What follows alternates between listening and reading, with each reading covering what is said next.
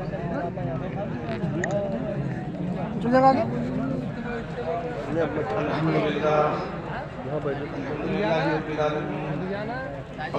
صل على محمد وعلى آله وسلم تسلیما۔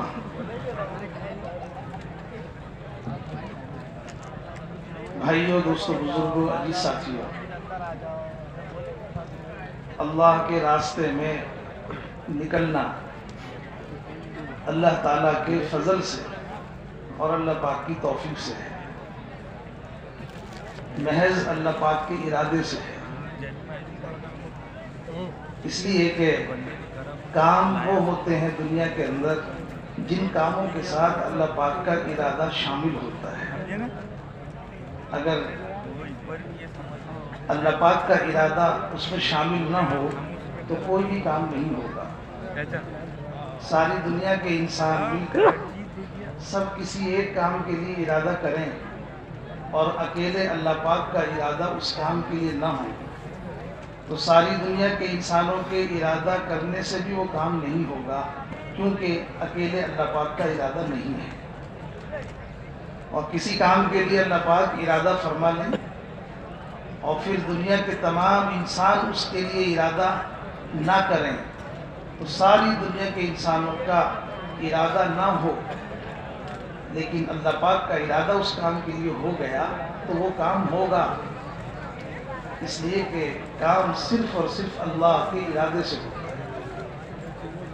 اس اعتبار سے جو لوگ اللہ کے راستے میں نکل کر جا رہے ہیں، جو لوگ اللہ کے راستے میں نکل کر آ گئے، اللہ کے راستے میں نکل کر یہاں سے روانہ ہو رہے ہیں، اس اعتبار سے یہ لوگ خوش نصیب ہیں، اپنے آپ کو خوش نصیب سمجھیں کہ ہمارا نکلنا صرف ہمارے ارادے سے نہیں ہوا، ہمارا قدم اٹھانا صرف ہمارے ارادے سے نہیں ہوا، ہمارے قدم اور ہمارے ارادے کے ساتھ تو اللہ پاک کا ارادہ شامل ہو گیا تو ہم نکل کے آ گئے۔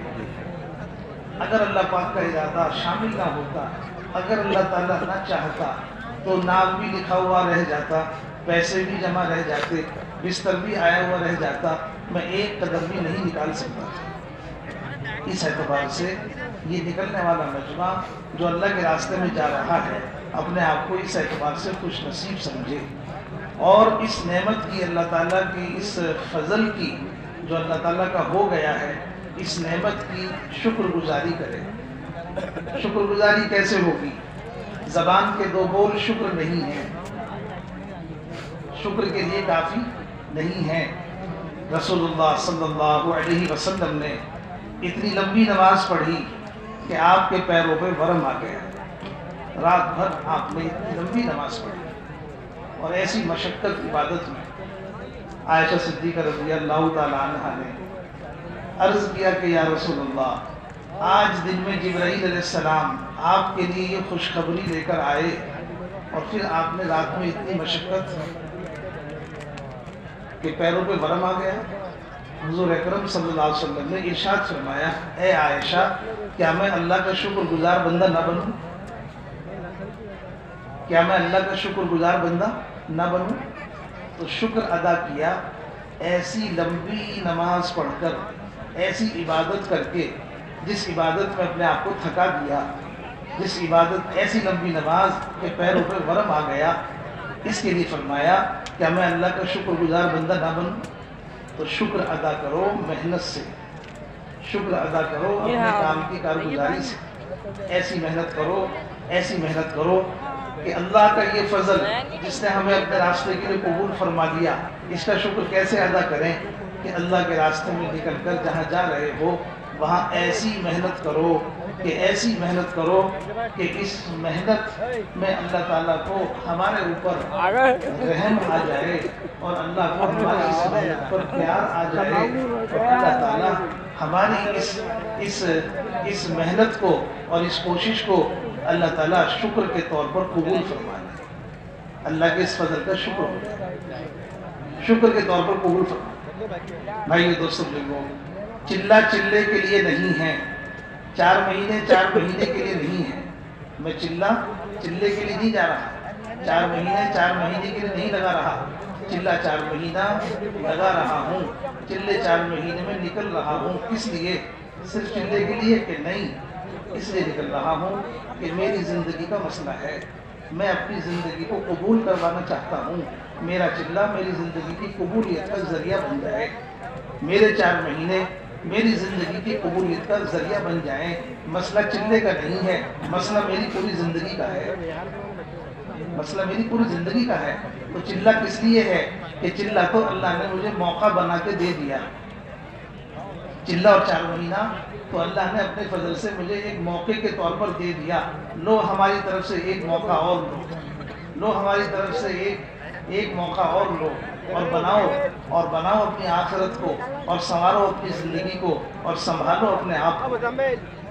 हमारी तरफ से एक मौका और। रात और दिन अल्लाह के रास्ते की नेमत, रात और दिन 24 घंटे मस्जिद का माहौल, रात और दिन आपस के अंदर मोहब्बत का माहौल, रात और दिन ईमान के अलावा कोई बात नहीं, रात और दिन अल्लाह के ज़िक्र के अलावा कोई काम नहीं, रात और दिन तालीम और ताल्लुम के अलावा कोई काम नहीं। ऐसी ज़िंदगी की रातें, ऐसी ज़िंदगी के दिन अल्लाह पाक ने दे दिए हैं। इसकी ये नेमत है अल्लाह की कि तुम इस मौके का फ़ायदा उठा लो और अपनी ज़िंदगी को कबूल करवा लो। इसलिए है ये वक्त, हम इसलिए निकल रहे हैं कि इस निकलने पर अल्लाह पाक क्या नेमतें दे रहे हैं। हदीस में आता है, जो आदमी अल्लाह के रास्ते में निकले और निकल कर चले और रास्ते की धूल उसके पैरों पर लग जाए, जहन्नम की आग इसके पैरों को नहीं जलाएगी, जहन्नम की आग इसके पैरों को नहीं जलाएगी। ये रास्ते की धूल इसके चेहरे पर लग जाए, हदीस में आता है कि जहन्नम की आग इसके चेहरे को नहीं जलाएगी। अगर ये धूल अल्लाह के रास्ते की इसके पेट में दाखिल हो जाए तो जिस तरह से हदीस के अंदर है, जिस तरह से ईमान और बुख्ल एक दिल के अंदर जमा नहीं हो सकता, इसी तरह से अल्लाह के रास्ते की धूल, जहन्नम की आग एक पेट में जमा नहीं हो सकती। अल्लाह के रास्ते की धूल, हदीस के अंदर आता है, कोई आदमी इस रास्ते में निकले और निकल करके एक दिन गुजारे, हदीस में है, इसका एक दिन इसके अलावा के 1000 दिनों से ज्यादा है। अल्लाह के रास्ते में एक दिन गुजारना इसके अलावा के 1000 दिनों से ज्यादा है। एक दिन की इतनी कीमत। भाइयों दोस्तों बुजुर्गों, एक जमात तैयार हुई, जमात तैयार होकर हुजूर पाक की खिदमत में हाजिर हुए, या रसूलुल्लाह आप हमें इजाज़त दे दें, हम ये रात यहाँ गुजार लें, हम ये रात यहाँ गुजार लें। रसूल पाक सल्लल्लाहु अलैहि वसल्लम ने इरशाद फरमाया, क्या तुम नहीं चाहते कि तुम्हारी ये रात जन्नत के बागों में गुजरे? क्या तुम नहीं चाहते कि तुम्हारी ये रात जन्नत के बागों में गुजरे? क्या मतलब है? अल्लाह के रास्ते में निकलकर रात गुजारना, अल्लाह के रास्ते में निकलकर रात गुजारना, जन्नत के बागों में रात गुजारना, जन्नत के बागों में रात गुजारना।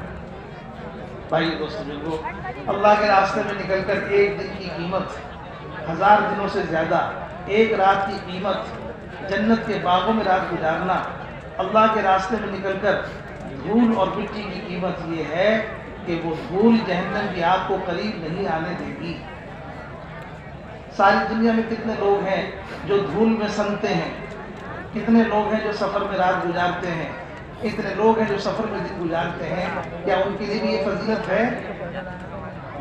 सफ़र में जाकर के दिन गुजारते हैं, सफ़र में जाकर रात गुजारते हैं, सफ़र में जाकर धूल में सनते हैं, तो क्या उनके लिए भी धूल की कीमत है कि नहीं? दुनिया के लोग सफ़र कर रहे हैं, हवाई जहाज़ भरे हुए चल रहे हैं, रेलगाड़ियाँ भरी भी चल रही हैं, बसें भी भरी भी चल रही हैं, सड़कों पर लोग चल रहे हैं, लेकिन उनके रात गुजारने पर ये वादा नहीं है, उनके दिन गुजारने पर ये वादा नहीं है, उनकी उस धूल पर जो लग जाएगी उस पर ये वादा नहीं है। ये वादा सिर्फ अल्लाह के रास्ते में निकलने पर है। वही धूल है, वही रात है, वही दिन है, लेकिन निस्बत बदलने पर कीमत बदल जाती है। इसलिए इस एतबार से बेहतर तो बात ये थी कि जितना मजमा यहाँ आया है वो सारा का सारा अल्लाह के रास्ते में निकल जाता है। سارا کا سارا مجمع اللہ کے راستے میں نکل جاتا. لیکن جتنے لوگ یہاں آ گئے ارادہ کر کے، جتنے لوگ یہاں آئے اور تیار ہو گئے، یہاں کے ماحول میں ان کے دل میں بات آ گئی اور وہ تیار ہو گئے، ایسے لوگوں کو دیکھو، ان کا دیکھنا بھی ثواب ہے. یہ اللہ کے راستے میں جا رہے ہیں، انہیں دیکھو. حضور اکرم صلی اللہ علیہ وسلم کسی جماعت کو تیار کرتے، پھر اس جماعت کو مدینے کے باہر تک چھوڑ کے آتے، اس کے ساتھ پیدل چل کے جاتے، مدینے میں باہر تک چھوڑ کے آتے. خلفائے راشدین میں ابوبکر صدیق رضی اللہ عنہ جماعت کو تیار کیا، امیر صاحب کو تیار کیا، انہیں گھوڑے پہ بٹھایا اور گھوڑے کی بات پکڑ کر پیدل پیدل چل رہے ہیں. امیر صاحب کو گھوڑے پہ بٹھایا ہوا ہے اور مدینے کے باہر تک چھوڑ کے آتے. یہ وہ خوش نصیب لوگ ہیں جو اللہ کے راستے میں جا رہے ہیں. ان کو چلتے ہوئے جاتے ہوئے دیکھنا بھی ثواب ہے. بہتر بات تو یہ تھی سارا مجمع ہی جاتا.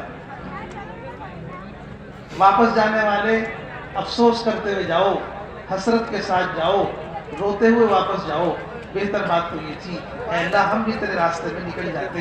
اتنی فضیلت، اتنی قیمت، اتنا ثواب اور اتنی اس میں مدد کہاں ملے گی. ہم بھی نکل جاتے. زندگی ہو گئی ارادہ کرتے کرتے لیکن قدم نہیں اٹھ پا رہا. حسرت کے واپس جاؤ، حسرت کے ساتھ واپس جاؤ. اللہ سے مانگتے واپس جاؤ اے اللہ ہمیں بھی قبول فرما لے. اس طرح سے بھائی دوستوں لوگوں، یہ نکلنے والا مجمع اس اعتبار سے کتنا قیمتی ہے اور اللہ کے راستے میں نکلنا کتنا قیمتی ہے. اس کا اندازہ جو بات رسول اللہ صلی اللہ علیہ وسلم نے فرمائی ہے اللہ کے راستے کے بارے میں، ان پر جو وعدے کیے ہیں ان سے اندازہ ہوتا ہے کہ اس راستے میں نکلنا کتنا قیمتی ہے. بھائی دوستوں لوگوں، اللہ کے راستے میں کیوں نکل رہے ہیں؟ نکلنے کا کیا مقصد ہے؟ اللہ کے راستے میں نکلنا دو باتوں کی وجہ سے، اس لیے دو نیت کر کے نکلو. اللہ کے راستے میں دو نیت کر کے نکلو. ایک ہے نیت دین کے لیے، دوسری نیت ہے دین کی محنت کے لیے. دین کے لیے کیا نیت ہے اور دین کے لیے کیوں نیت ہے؟ اس لیے کہ دین کے بغیر کامیابی نہیں ہے. دین کے بغیر کامیابی نہیں ہے. اور محنت کے لیے نیت کیوں ہے؟ اس لیے کہ محنت کے بغیر دین نہیں ہے. کامیابی دین کے بغیر نہیں ہے، دین محنت کے بغیر نہیں ہے. دونوں چیزوں کے لیے ضروری ہے. کامیابی کے لیے دین ضروری ہے اور دین کے لیے محنت ضروری ہے. اس لیے اللہ کے راستے میں نکلو ان دونوں باتوں کو. پہلی نیت ہے ہم اللہ کے راستے میں اس لیے نکل رہے ہیں کہ ہم دین پر چلنا سیکھیں.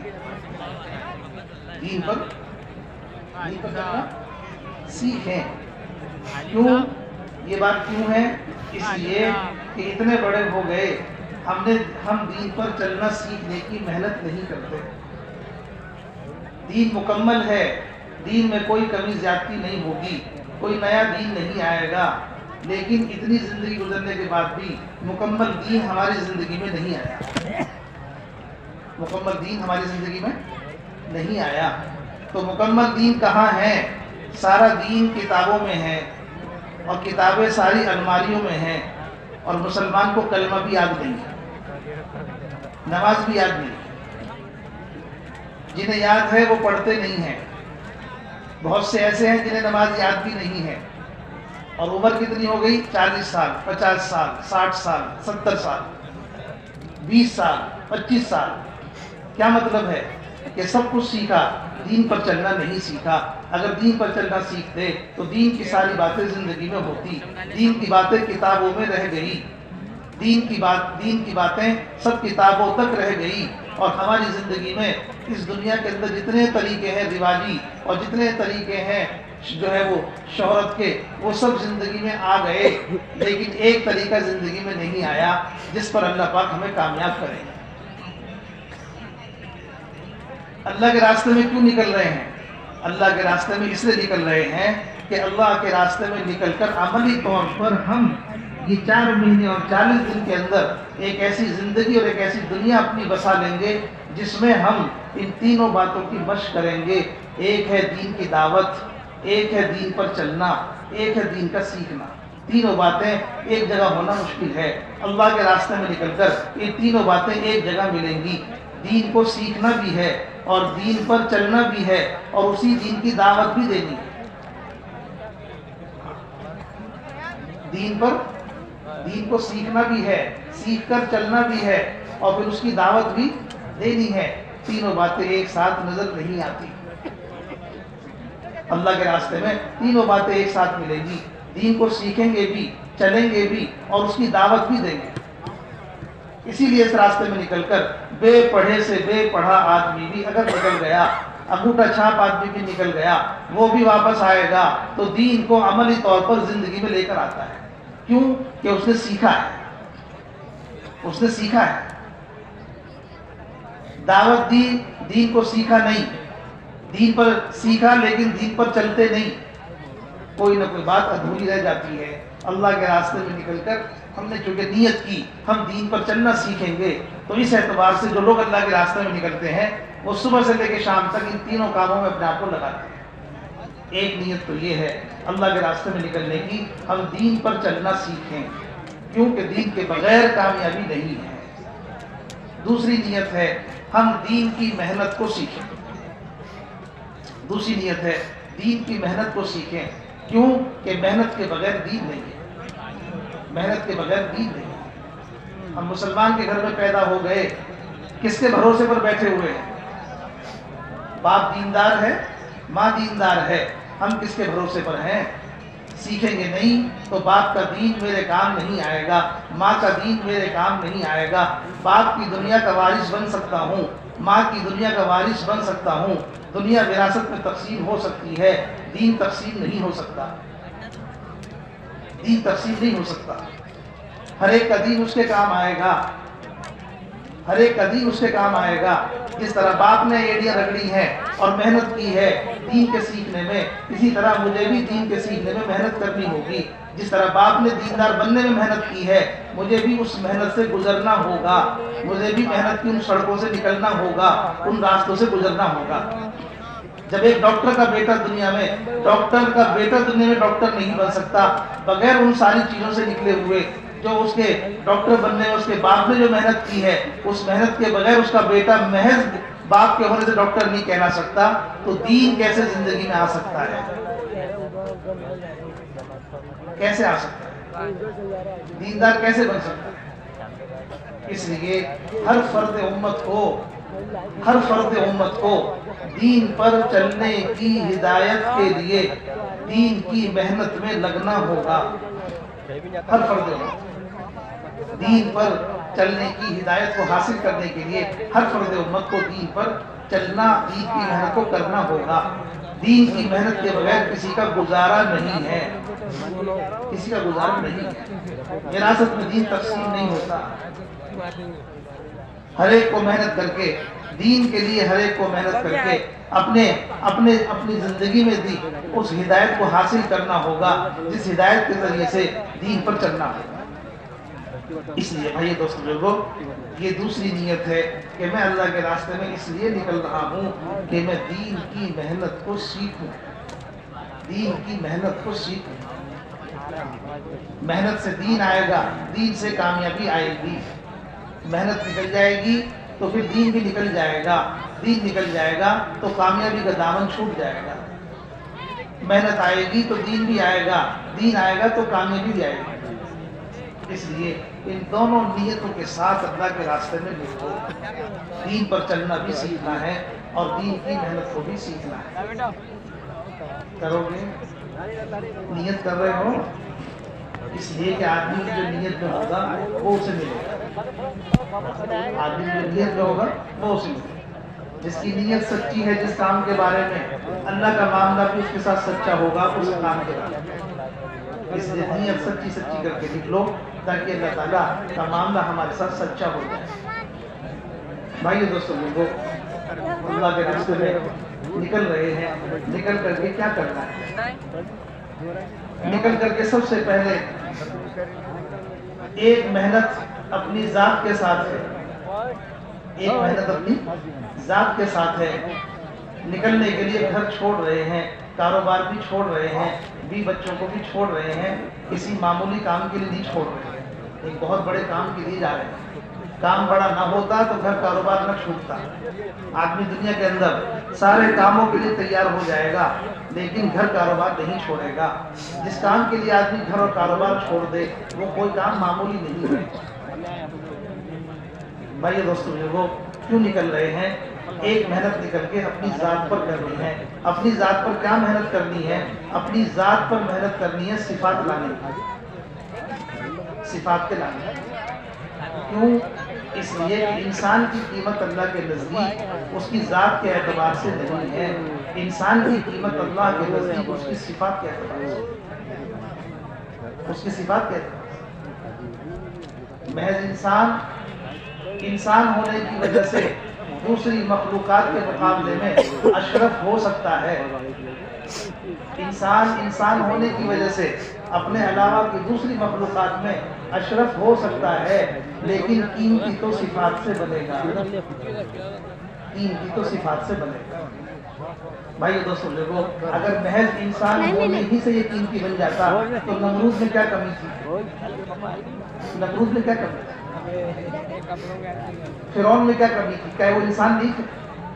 نمرود انسان تھا، فرعون بھی انسان تھا، ابو جہل بھی انسان تھا، قارون بھی انسان تھا، اور انسان بھی ایسے ویسے نہیں تھے، ان کے نام قرآن میں لکھے ہوئے ہیں۔ اور یہ انسان بھی ایسے ویسے نہیں تھے۔ جن چیزوں میں ہم کامیابی سمجھ رہے ہیں وہ ساری چیزیں اللہ پاک نے ان کو دی تھی۔ نمرود کو ساری دنیا کی حکومت دی، فرعون کو بڑی فوج، ہتھیار اور بادشاہت دی، قارون کو مال کے خزانے دیے، ابو جہل کو مکے کی سرداری دی۔ یہ وہ چیزیں ہیں جو میں آپ سے گنا رہا ہوں۔ ان چیزوں کو ہم یہ سمجھتے ہیں کہ اگر ہمیں یہ چیزیں مل جائیں تو ہمارا کام بن جائے گا، ہمارا کام بن جائے گا۔ اللہ تعالیٰ ان انسانوں کو وہ چیزیں دے چکے، ان انسانوں کو اللہ پاک وہ چیزیں دے چکے، انسان بھی تھے اور دنیا کی یہ چیزیں بھی تھی، انسان ہو کر اور ان چیزوں کو لے کر کے بھی یہ سب ناکام ہے، کوئی ان میں کامیاب نہیں۔ نمرود حکومت کے ساتھ ناکام ہوا، فرعون اپنی حکومت کے ساتھ ناکام ہوا، قارون مال کے خزانوں کے ساتھ ناکام ہوا، ابو جہل اپنی سرداری کے ساتھ ناکام ہوا۔ کیوں؟ انسان تو تھے، انسان تو تھے، صفات نہیں تھی، صفات نہیں تھی۔ صفات حضرت بلال میں تھی۔ ابو جہل کے مقابلے میں بلال کامیاب ہے، ان کے پاس سرداری نہیں ہے، وہ غلام ہے، رنگ بھی ان کا کالا ہے، پیشہ بھی غلامی کا ہے، لیکن زندگی میں صفات ہے۔ تو اللہ کے دربار میں انسان کی صفات کی قیمت ہے، دنیا کی چیزوں کی نہیں۔ اس کی زندگی میں صفات ہوں گی، اللہ کے نزدیک انسان اللہ کے دربار میں اپنی صفات سے قیمتی بنے گا۔ بلال رضی اللہ تعالیٰ عنہ قیمتی بن گئے صفات کی وجہ سے، حالانکہ مکے کی سرداری نہیں تھی۔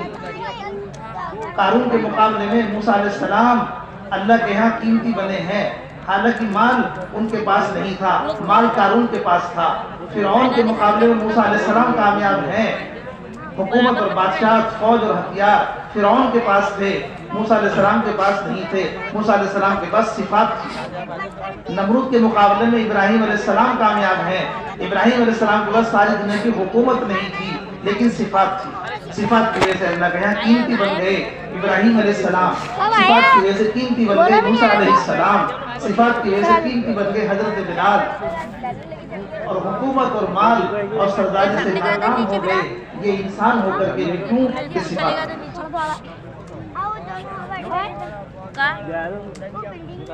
بھائی دوستوں لوگوں، اللہ کے راستے میں کیوں نکل رہے ہیں؟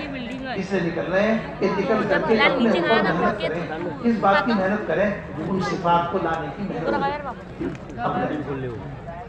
بھائی دوستوں لوگوں، بھوکے کو کھانا کھلانا، ننگے کو کپڑا پہنانا، بھوکے کو کھانا کھلا دیا، ننگے کو کپڑا پہنا دیا، جس کے پاس گھر نہیں تھا گھر بنوا دیا، جس کی کوئی ضرورت تھی وہ پوری کر دی۔ یہ صرف ساری صفات نہیں ہے، انہی کا نام صفات نہیں ہے۔ یہ باتیں غیروں میں بھی ہوتی ہیں، بھوکوں کو کھانا غیر بھی کھلاتے ہیں، ننگوں کو کپڑا غیر بھی پہناتے ہیں، مکان نہیں ہے اس کا مکان غیر بھی بنواتے ہیں، لوگوں پر غریبوں پر غیر بھی خرچ کرتے ہیں، یتیموں کے لیے مال غیر بھی دے دیتے ہیں، تو پھر صفات کیا ہیں؟ اگر یہ نہیں ہے تو لوگ سمجھتے ہیں کہ ہم یہ کام کر رہے ہیں، یہ کام کافی ہے، یہ کام غیروں میں بھی ہے، مسلمانوں میں نہیں ہے، صرف بہت سے غیر مسلمان سے زیادہ خرچ کرتے ہیں۔ تو صفات کیا ہے؟ سب سے بڑی صفت ایمان، سب سے بڑی صفت ایمان ہے، سب سے بڑی صفت ایمان۔ ایمان کے بغیر کوئی آدمی اللہ کو راضی نہیں کر سکتا، ایمان کے بغیر کوئی آدمی اللہ کو راضی نہیں کر سکتا، ایمان کے بغیر کوئی آدمی جنت میں داخل نہیں ہو سکتا۔ ایمان کے بغیر خرچ کرو گے، خرچ کا ثواب دنیا میں دے دیا جائے گا، آخرت میں کوئی حصہ نہیں ہے۔ ایمان کے بغیر مدد کرو گے، مدد کا جو اجر ہے وہ دنیا میں اللہ پاک چکتا کر دیں گے، آخرت میں کوئی حصہ نہیں ہے۔ ایمان کے بغیر جتنے خیر کے کام ہیں، کوئی بھی خیر کا کام کر لو، دنیا میں اللہ پاک اس کا حساب کر دیں گے، مرنے کے بعد کوئی حصہ نہیں ہے۔ ایمان کے ساتھ تھوڑا سا عمل بھی کرو گے، اس کا اللہ تعالیٰ اس دنیا سے کئی گنا بڑھا کر اجر دیتے ہیں۔ لیکن ایمان شرط، سب سے بڑی صفت ایمان ہے، سب سے بڑی صفت ایمان۔ بندے کی، انسان کا انسان ہونا ایمان سے ہے، انسان کا انسان ہونا ایمان سے ہے۔ اللہ پاک نے فرمایا جو اللہ کو جانتے نہیں، اللہ کو مانتے نہیں، اللہ کی ذات و صفات کا یقین نہیں ہے، اللہ پاک نے ان کے لیے فرمایا کہ وہ لوگ ہیں جو جانوروں سے بھی بڑے ہیں۔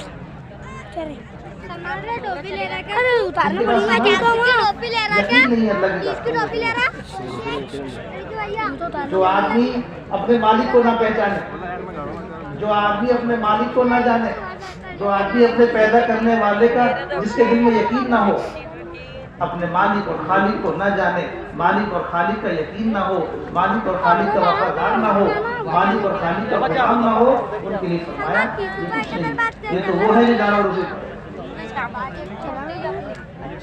ایمان کہ ایمان کے بغیر کوئی آدمی اللہ کو راضی نہیں کر سکتا، ایمان وہ صفت ہے۔ بھائی دوستو بولو، ایمان کی صفت پیدا ہوگی اندر محنت سے، ایمان کی صفت اندر ترقی کرے گی محنت سے۔ ایمان محنت چاہتا ہے، اللہ کے راستے میں کیوں نکل رہے ہیں؟ ایمان پر محنت کرنے کے لیے نکل رہے ہیں، ایمان پر محنت کرنے کے لیے نکل رہے ہیں۔ ایمان کمزور ہے، آدمی کے اندر ایمان کمزور ہے، وہ یہ کہتا ہے سب سے اچھا ایمان والا، مجھے معلوم نہیں میرا ایمان کمزور ہے۔ ایمان اس طرح کمزور ہوتا ہے کہ ایمان والے کو بھی احساس نہیں ہوتا، ایمان اس طرح کمزور ہوتا ہے کہ ایمان والے کو بھی احساس نہیں ہوتا۔ ایمان کی کمزوری کی علامت عمل سے نظر آئے گی، ایمان کی کمزوری کی علامت عمل سے نظر آئے گی۔ ایک آدمی سڑک پر چل رہا ہے، سامنے سے نامحرم عورت آ گئی، ایک نگاہ پڑ گئی نیچے کر لی، ایک نگاہ پڑ گئی نیچے کر لی، ایک نگاہ پڑنے کے بعد بار بار دیکھ رہا ہے، اسے پتہ نہیں اس کا ایمان کمزور ہے، اسے پتہ نہیں ہے اس کا ایمان کمزور ہے۔ اس کا ایمان طاقتور ہوتا تو ایک نگاہ کے بعد نہ اٹھتا، نگاہ اٹھا کر نامحرم کو دیکھ رہا ہے، یوں کہتا ہے کہ میرا ایمان تو صحیح ہے۔ دوسروں کو دعوت دو، تم اپنے عمل سے اپنے ایمان کا اندازہ لگاؤ۔ مسجد میں آ کے نماز بھی پڑھتے ہیں، باہر جا کے سود پہ پیسہ بھی لیتے ہیں، مسجد میں آ کے نماز بھی پڑھتے ہیں، باہر جا کے کم بھی تولتے ہیں، مسجد میں آ کے نماز بھی پڑھتے ہیں، باہر جا کے کم بھی ناپتے ہیں۔ ایمان ہے، جھوٹ بول رہے ہیں، ایمان ہے، کم ناپ رہے ہیں، ایمان ہے، کم تول رہے ہیں، ایمان ہے، نامحرم کو دیکھ رہے ہیں، تو یہ کون سا ایمان ہے؟ یہ کون سا ایمان ہے؟ ایمان کا اندازہ عمل سے ہوگا، ایمان کا اندازہ عمل سے ہوگا۔ بھائیو دوستو، اس لیے اللہ کے راستے میں کیوں نکل رہے ہیں؟ ایمان پر محنت کرنے کے لیے نکل رہے ہیں۔ وہ ایمان بنے جو ایمان صحابہ نے، جو ایمان صحابہ کا تھا۔ ایمان ایسا ایمان جو ایمان صحابہ کا تھا۔ صحابہ کا ایمان کیسا تھا؟ صحابہ کا ایمان متاثر ہونے والا نہیں تھا، صحابہ کا ایمان متاثر کرنے والا تھا، متاثر کرنے والا تھا۔ وہ دوسروں کو اپنے ایمان سے متاثر کیا کرتے تھے، دوسروں کا اثر نہیں لیا کرتے تھے۔ بڑی بڑی حکومتوں کے پاس گئے، دعوت دے کے آئے، ان کی فوج سے، ان کے ہتھیاروں سے، ان کے تخت و تاج سے متاثر نہیں ہوئے، اپنی دعوت دے کر آ گئے، حالانکہ پورے جسم پر ایک ہی کپڑا ہے، محلوں میں جا رہے دعوت دینے کی، سواری کے نام پہ خچر ہے، تلوار کے نام پہ ٹوٹی ہوئی تلوار ہے، بڑی شان سے جا رہے ہیں اسلام کی دعوت دینے اور ایمان کی بات کرنے کے لیے جا رہے ہیں۔ ان کے دربار میں بڑے بڑے بادشاہوں کے یہاں جنہوں نے انتظام کیا ہے، کارپیٹ ڈلوایا، قالین ڈلوایا اور فوج کی تلواریں کھچوا کر کے لگوا دی، سانس رکوا دیا فوج کا کہ حرکت نہ ہو۔ جب اس خچر کو اس قالین پہ دوڑایا اور چلایا تو خچر قالین پر چل نہیں سک رہا، خچر کو چلا نہیں جاتا، قالین مہنگا ہے لیکن خچر کو چلا نہیں جاتا۔ انہوں نے اپنی ٹوٹی تلوار قالین میں گاڑ کر اس قالین کے 2 ٹکڑے کر دیے اور زمین نکال دی قالین کے نیچے کی، اور یہ فرمایا تمام تعریفیں اللہ کے لیے ہیں جس نے ایسی زمین بنائی ہے جس میں بھی آرام سے چلوں، میرا خچر بھی آرام سے چلے۔ یہ کیا بنا ڈالی؟ دربار میں جا کر کے اس کے سامنے کھڑے ہو گئے اور اس کی کرسی کے پاس جا کر بیٹھ گئے اور پھر جا کر کے دعوت دی ہے، اسلم تسلم، مان جاؤ مزے میں رہو۔ یہ صحابہ کا ایمان تھا جو متاثر کیا کرتا تھا، متاثر ہوتا نہیں۔ ہم نے تو کسی کی حکومت دیکھی تو رال ٹپکا دی، کسی کا مال دیکھا تو رال ٹپکا دی، کسی کی گاڑی دیکھی تو رال ٹپکا دی، کسی کا سامان دیکھا تو رال ٹپکا دی۔ تھوڑی تھوڑی چیزوں پر ہم متاثر ہو رہے ہیں، ہم کس ایمان کو لے کے گھوم رہے ہیں؟ کہتے یوں ہے کہ ہمیں کوئی ضرورت نہیں ہے، حالانکہ سب سے زیادہ ضرورت ہمیں ہی ہے۔ بھائی دوستو بزرگو، ہمیں تو اپنے اندر کے کینسر کا بھی پتہ نہیں لگتا، ٹی وی کا بھی پتہ نہیں لگتا، اندر کے پھیپھڑے خراب ہو گئے اس کا بھی پتہ نہیں لگتا جب تک مشین پہ جا کے کھڑے نہیں ہوتے۔ ہمارا دیکھنا تو اتنا ناقص ہے، ہمارا سمجھنا تو اتنا ناقص ہے، اور ہمارا احساس تو اتنا ناقص ہے کہ ہمیں اپنے اندر کی بیماری کا پتہ نہیں، جسم میں پالے پھر رہے ہیں، اندھے کی پتہ نہیں لگتا جب تک مشین پہ جا کے کھڑے نہیں آتے۔ اللہ کے راستے میں نکل کے ایمانی حلقوں میں بیٹھو تو پتہ لگے گا ایمان کہاں ہے۔ ایمان کی مجلسوں میں بیٹھو گے تو پتہ لگے گا ایمان کہاں ہے۔ اس لیے صحابہ اکرام ایمان کی مجلسوں کو قائم کرتے تھے۔ ایمان کی چوٹیوں پر پہنچنے کے بعد بھی صحابہ اکرام ایمان کی مجلسوں کو قائم کرتے تھے، ایمان کی مجلسوں کو لگاتے تھے اور ایمان کی مجلسوں کو قائم کرتے تھے اور دوسروں کو صحابہ پر محنت کرتے تھے۔ آؤ اپنے رب پر تھوڑی دیر کے لیے ایمان لائیں۔ یہ دور نبوت میں ایمان کے سیکھنے کا طریقہ تھا، ایمان کے بڑھانے کا طریقہ تھا۔ ایمان کی محنت سے بڑھے گا، ایمان کی محنت سے بڑھے گا۔ ایمان کی محنت چھوڑ دیں گے ایمان کمزور ہوگا۔ بھائی دوستو بزرگو، ایمان دل میں ہوگا اور ایمان کا اثر جسم کے اعضاء میں ہوگا۔ ایمان کا اثر آنکھ میں آئے گا، ایمان کا اثر زبان میں آئے گا، ایمان کا اثر کان میں آئے گا، ایمان کا اثر دماغ میں آئے گا، ایمان کا اثر ہاتھوں میں آئے گا، ایمان کا اثر پیروں میں آئے گا۔ ایمان بنے گا، اس کا اثر جسم کے اعضاء میں دیکھو۔ ایمان کے لیے دل ہے اور عمل کے لیے اعضاء ہے۔ ایمان کی علامت اعضاء سے نظر آئے گی، ایمان کا اثر اعضاء میں نظر آئے گا۔ انہیں دیکھو، جسم کے اعضاء کیا کر رہے ہیں، آنکھ کیا کر رہی ہے، زبان کیا کر رہی ہے، ہاتھ کیا کر رہے ہیں، پیر کیا کر رہے ہیں۔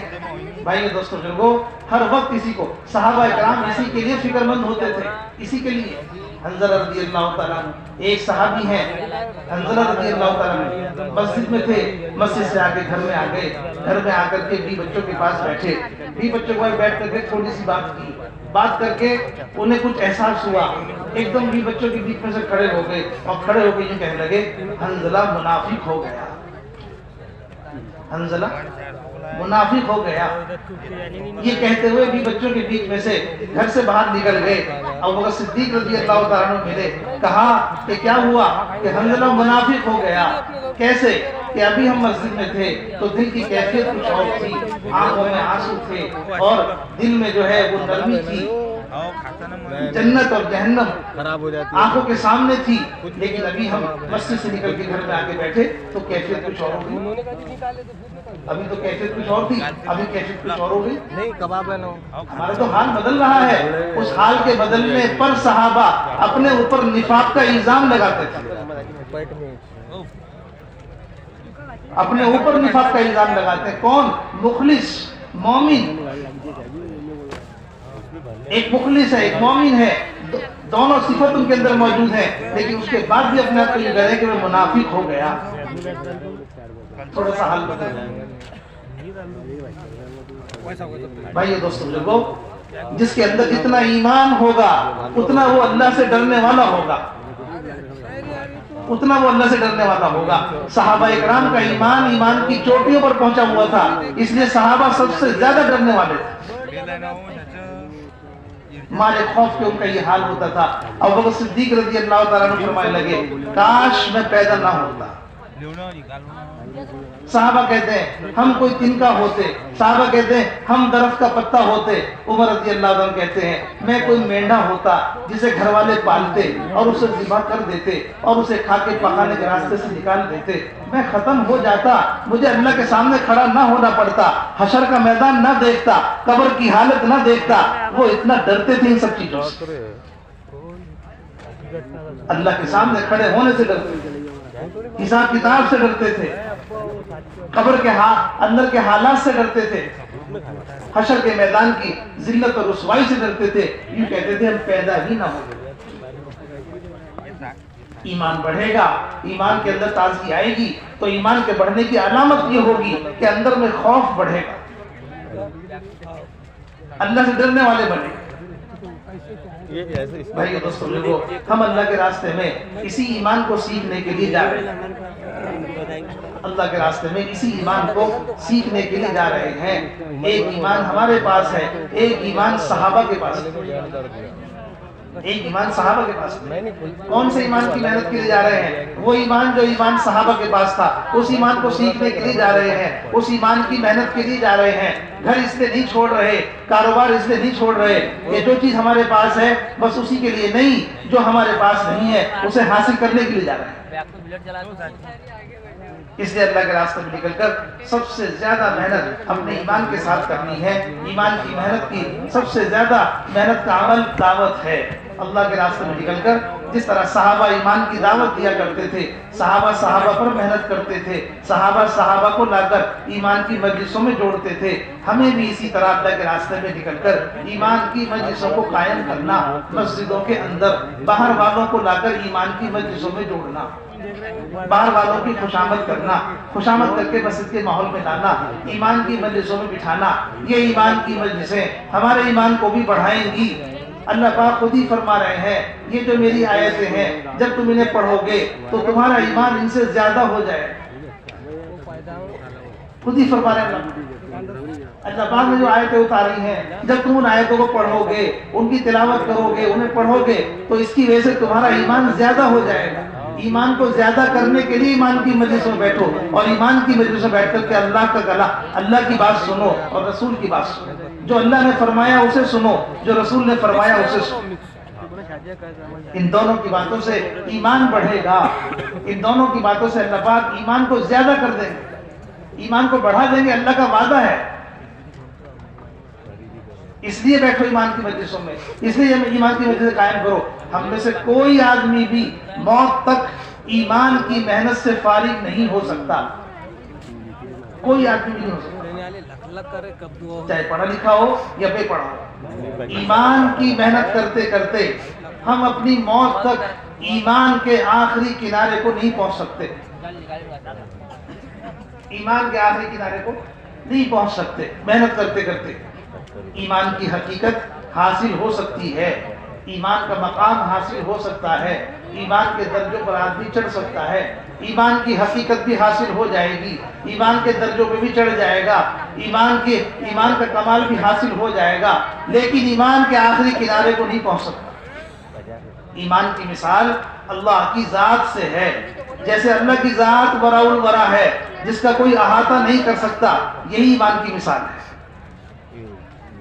جیسے اللہ کی ذات وراء الورا ہے، جس کا کوئی احاطہ نہیں کر سکتا، اللہ تعالیٰ کتنا بڑا ہے، اللہ تعالیٰ کتنا بڑا ہے، جتنا میں نے جان لیا اس سے بڑا ہے۔ اللہ تعالیٰ کتنا بڑا ہے، جتنا ساری دنیا کے انسان مل کر جان لیں اس سے بھی بڑا ہے۔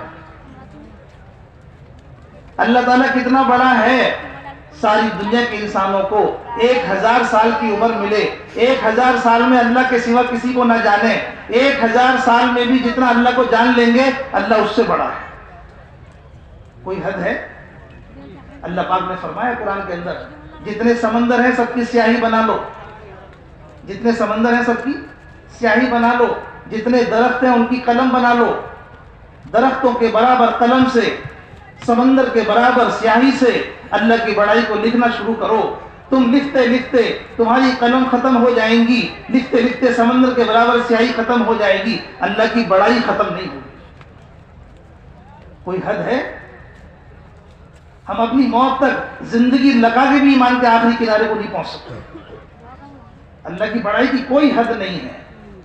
اللہ کی ذات وراء الورا ہے، جس کا کوئی احاطہ نہیں کر سکتا، جتنا ہم جان لیں گے اللہ اس سے بڑا ہے۔ اس لیے بھائی دوستو بزرگو، صحابہ ایمان کی چوٹیوں پر پہنچنے کے بعد بھی اپنے آپ کو ایمان کی محنت سے فارغ نہیں سمجھتے تھے۔ اس لیے اللہ کے راستے میں نکل کر یہ موقع ملا ہے، اس موقع میں ہم اللہ کی بڑائی کو اتنا بولیں، صبح سے شام تک سب سے زیادہ محنت ایمان کے ساتھ ہو۔ اللہ کے راستے میں نکل کر یہ موقع ہے، گھر کاروبار سے فارغ ہیں، مسجد کا ماحول ہے، امیر کی اطاعت ہے، اعمال دعوت کی مشغولی ہے، اس میں رہ کر اپنے ایمان کو بنانے کی محنت میں سب سے زیادہ مقدم کریں۔ کرو گے؟ کر لو گے؟ ہاں، اس میں مشغول رہو گے تو وقت اچھا لگے گا، ایمان بڑھے گا، اللہ کا تعلق بڑھے گا، نماز پڑھنے میں مزہ آئے گا، ایمان بڑھے گا، ذکر کرنے میں مزہ آئے گا، ایمان بڑھے گا، قرآن لے کے تلاوت کرو گے تو مزہ آئے گا۔ ان سب چیزوں کے اندر ایک تازگی پیدا ہو جائے گی۔ ایمان کے بڑھنے سے ہر چیز بڑھتی ہے۔ ایمان بڑھے گا، نماز صحیح ہوگی، ایمان بڑھے گا، ذکر صحیح ہوگا، ایمان بڑھے گا، تلاوت صحیح ہوگی، ایمان بڑھے گا، دعائیں صحیح ہوں گی۔ ہر چیز کے اندر ایک حلاوت ملے گی۔ ایمان کی حقیقت سے ہر چیز میں حقیقت آئی، اور ایمان نہ بڑھا، ایمان میں کمزوری آئی تو کسی عمل میں دل نہیں لگے گا۔ عمل کی طاقت ایمان سے ہے، عمل کی طاقت عمل سے نہیں ہے، عمل کی طاقت ایمان سے ہے۔ اس لیے صحابہ ایمان پر زیادہ فکر کرتے تھے اور ایمان کی زیادہ فکر کرتے تھے۔ اس ایمان سے صحابہ کے عمل ایسے ہو گئے تھے کہ گھنٹوں گھنٹوں ہاتھ اٹھانے کی ضرورت نہیں تھی، زبان سے کوئی بات کہہ دی وہ بھی دعا کی طرح ہوتی تھی، وہ بھی دعا کی طرح ہوتی تھی۔ زبان سے کہہ دیا اے اللہ مجھے میرے اہل کی طرف نہ لوٹائیو، تو اونٹ شہید ہو گئے احد کے اندر، لیکن اونٹ کو کھینچ رہے ہیں، اونٹ کھینچتا نہیں ہے۔ عمرو بن جموح رضی اللہ تعالیٰ عنہ نے گھنٹوں دعا نہیں مانگی تھی، صرف چلتے ہوئے یہ کہہ کے گئے تھے گھر سے اے اللہ مجھے میرے اہل کی طرف نہ لوٹائیو، اتنا کہنا ان کا دعا بن گیا، یہ اونٹ واپس نہیں آتا گھر پہ۔ یہ تھا ان کی زبان کا اثر۔ یہ زبان میں اثر کہاں سے آیا؟ یہ زبان میں اثر ایمان کا تھا۔ صحابہ نے وہ ایمان حاصل کیا تھا، جنگل میں جا کے کہہ رہے ہیں جانوروں سے جنگل خالی کر دو، جانور صحابہ کی بات سمجھ رہے ہیں اور جنگل خالی کر رہے ہیں۔ 3000 کا لشکر پانی کے قریب آ کر، اور یہ پانی پر سارے گھوڑوں کو پانی پر ڈال دیا، سارے گھوڑے پانی پر دوڑ رہے ہیں۔ کیوں؟ ایمان کا اثر ان کے جسموں کے اندر ہے۔ وہ ایمان بنایا صحابہ نے۔ پانی پر گھوڑے دوڑ رہے ہیں، جنگل میں جانور جنگل خالی کر رہے ہیں، شیر سامنے آ گیا تو شیر رہبر بن کے راستہ دکھا رہا ہے، اگر زمین میں ہاتھ مار دیا تو وہاں سے پانی نکل رہا ہے۔ ایک صحابی کے حصے میں زمین آ گئی، زمین ساری بنجر تھی، انہوں نے اپنے غلام سے کہا میرے ساتھ چلو، زمین کھودنے کا سامان لے لیا، ایک مسلح لے لیا، زمین پہ گئے جو حصے میں آئی تھی، مصلی بچھا کے 2 رکعت نماز پڑھی، مصلی ہٹا کے کہہ رہے ہیں یہاں سے کھودنا شروع کرو، غلام نے کھودنا شروع کیا، اس بندہ زمین میں پانی نکلنا شروع ہو گیا۔ یہ ایمان تھا صحابہ، یہ تھا ایمان صحابہ۔ بھائیو دوستو بزرگو، اس کے لیے خوب اللہ کے راستے میں نکل کے ہم محنت کریں گے، دوسروں کو ایمان کی دعوت دینے میں لگو، ایمان کی باتوں کو دھیان سے سننے میں لگو، پھر رو رو کر تنہائیوں میں اللہ پاک سے ایمان کی حقیقت کو مانگو۔ یہ محنت ایمان کے ساتھ کرنی ہے، کریں گے انشاءاللہ۔ دوسری بات ہے، دوسری صفت ہے ایمان کے بعد جو دوسری صفت ہے وہ نماز کی ہے۔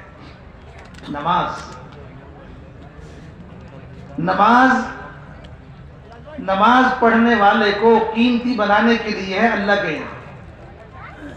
انسان قیمتی بنے گا کیسے؟ کہ نماز سے۔ انسان قیمتی بنے گا نماز سے۔ نماز قیمتی بنانے کے لیے ہے، انسان کے اندر کی برائیوں کو ختم کرنے کے لیے، اس کے اندر کی بے حیائی کو ختم کرنے کے لیے اللہ پاک نے نماز دی ہے۔ دنیا میں رہو گے، دنیا کے اندر سارا ماحول ہے، نفسانیت بھی ہے، اور دنیا کے اندر دنیا کی چیزیں بھی ہیں، دنیا کے اندر وہ چیزیں ہیں جن سے اللہ پاک نے دنیا کو مزین کیا ہے، وہ چیزیں دھوکہ دینے والی بھی ہیں، اور تمہارا نفس بھی تمہارے ساتھ ہے۔ اس میں تم اپنے آپ کو کیسے سنبھالو گے؟ کہ اس میں سنبھالو اپنے آپ کو نماز سے۔ نماز ان سب کے بیچ میں سنبھلنے کے لیے دی ہے، نماز اپنے آپ کو سنبھالنے کے لیے دی ہے۔ دنیا کی مزین، دنیا جن چیزوں سے مزین ہے، دنیا جن چیزوں سے دھوکہ دیتی ہے، ان کے دھوکے سے بچنے کے لیے، جو نفس ہمارے ساتھ ہے اس کے دھوکے سے بچنے کے لیے اللہ پاک نے ہمیں نماز دی۔ کیا کرو؟ کہ نماز بناؤ۔ کیا ہوگا؟ کہ تم سمجھ جاؤ، سمجھ جاؤ۔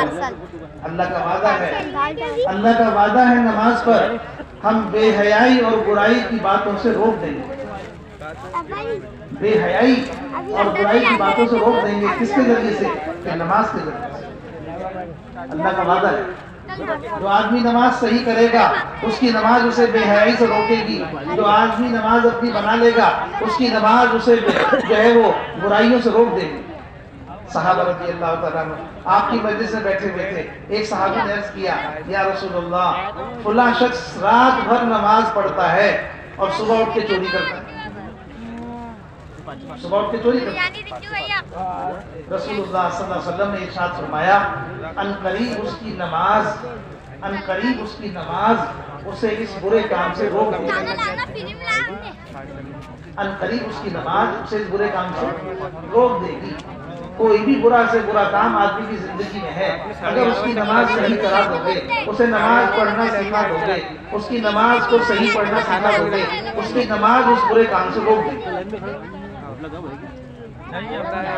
تو بھائی دوستو، نماز تو ہمیں بنانے کے لیے، لیکن ہم جب بنیں گے پہلے ہم نماز کو صحیح بنائیں، پہلے ہم نماز کو صحیح بنائیں۔ نماز وہ عمل ہے، نماز وہ عمل ہے، ایسا عمل آپ کو دین میں نہیں ملے گا، پورے دین میں نہیں ملے گا۔ نماز وہ عمل، جتنے عمل آئے، جتنے احکام آئے وہ سب زمین پر بھیجے گئے، جبرائیل علیہ السلام کو واسطہ بنا کر بھیجے گئے، لیکن نماز جب دینے کا اللہ پاک نے ارادہ فرمایا تو اپنی ترتیب کو بدل دیا، جبرائیل علیہ السلام کو نہیں بھیجا بلکہ اللہ کے نبی کو اپنے پاس بلایا، اور پاس بلا کر کے یہ نماز کا تحفہ دیا، اپنے پاس بلا کے دیا، بیچ میں کوئی واسطہ نہیں، سارے عمل ان کا واسطہ جبرائیل علیہ السلام، لیکن نماز کے عمل کے لیے کوئی واسطہ نہیں ہے۔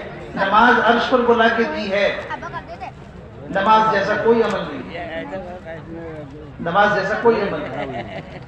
جس عمل کے دینے میں، جس حکم کے دینے میں اللہ پاک نے اتنا اہتمام فرمایا ہے، اس حکم کے ادا کرنے میں ہمیں کتنا اہتمام کرنا چاہیے، اس حکم کے ادا کرنے میں ہمیں کتنا اہتمام کرنا چاہیے۔ اللہ کے راستے میں کیوں نکل رہے ہیں؟ اللہ کے راستے میں اس لیے نکل رہے ہیں کہ ہم اپنی اس نماز کو وہ نماز بنا لیں جو نماز صحابہ نے پڑھی، جو نماز صحابہ نے پڑھی۔ ایک شخص نماز پڑھ رہے ہیں، آپ نے نماز دیکھی، آپ نے ارشاد فرمایا नमाज पढ़ो तुम्हारी नमाज नहीं हुई। दोबारा नमाज पढ़ी, फिर फरमाया नमाज पढ़ो तुम्हारी नमाज नहीं हुई। तीसरी मर्तबा नमाज पढ़ी, फिर आपने फरमाया नमाज पढ़ो तुम्हारी नमाज नहीं हुई। उन्होंने अर्ज किया या रसूलुल्लाह मैं नमाज कैसे पढ़ूं? आपने इरशाद फरमाया नमाज ऐसे पढ़ो जैसे मुझे पढ़ता हुआ देखते हो। ये बता दिया नमूना। नमाज ऐसे पढ़ो जैसे मुझे पढ़ता हुआ देखते हो। किताबों में लिखा हुआ है, उलमा ने लिखा है उनके बारे में कि जो 3 मरतबा नमाज पढ़ते रहे, आप उनकी नमाज का इनकार करते रहे। नमाज में क्या कमी थी? सिर्फ इतनी कमी थी, ताज़ीम अरकान में कमी थी। क्या कमी थी? रुकू में जाते थे, जाकर के रुकू से उठते थे तो दरमियान में इत्मीनान नहीं करते थे, जल्दी से सजदे में चले जाते थे। सजदे में जाकर जलसे में जब बैठते तो जलसे में इत्मीनान नहीं करते थे। एक सजदे और दूसरे सजदे के दरमियान में जो वक्फा होता है उसमें बैठने में इत्मीनान नहीं करते थे, जल्दी से दूसरे सजदे में चले जाते थे। सिर्फ इतनी बात पर जो अरकान में ताज़ील अरकान में जो ये कमी हुई है, इतनी बात पर अल्लाह के नबी ने इरशाद फरमाया नमाज पढ़ो तुम्हारी नमाज नहीं।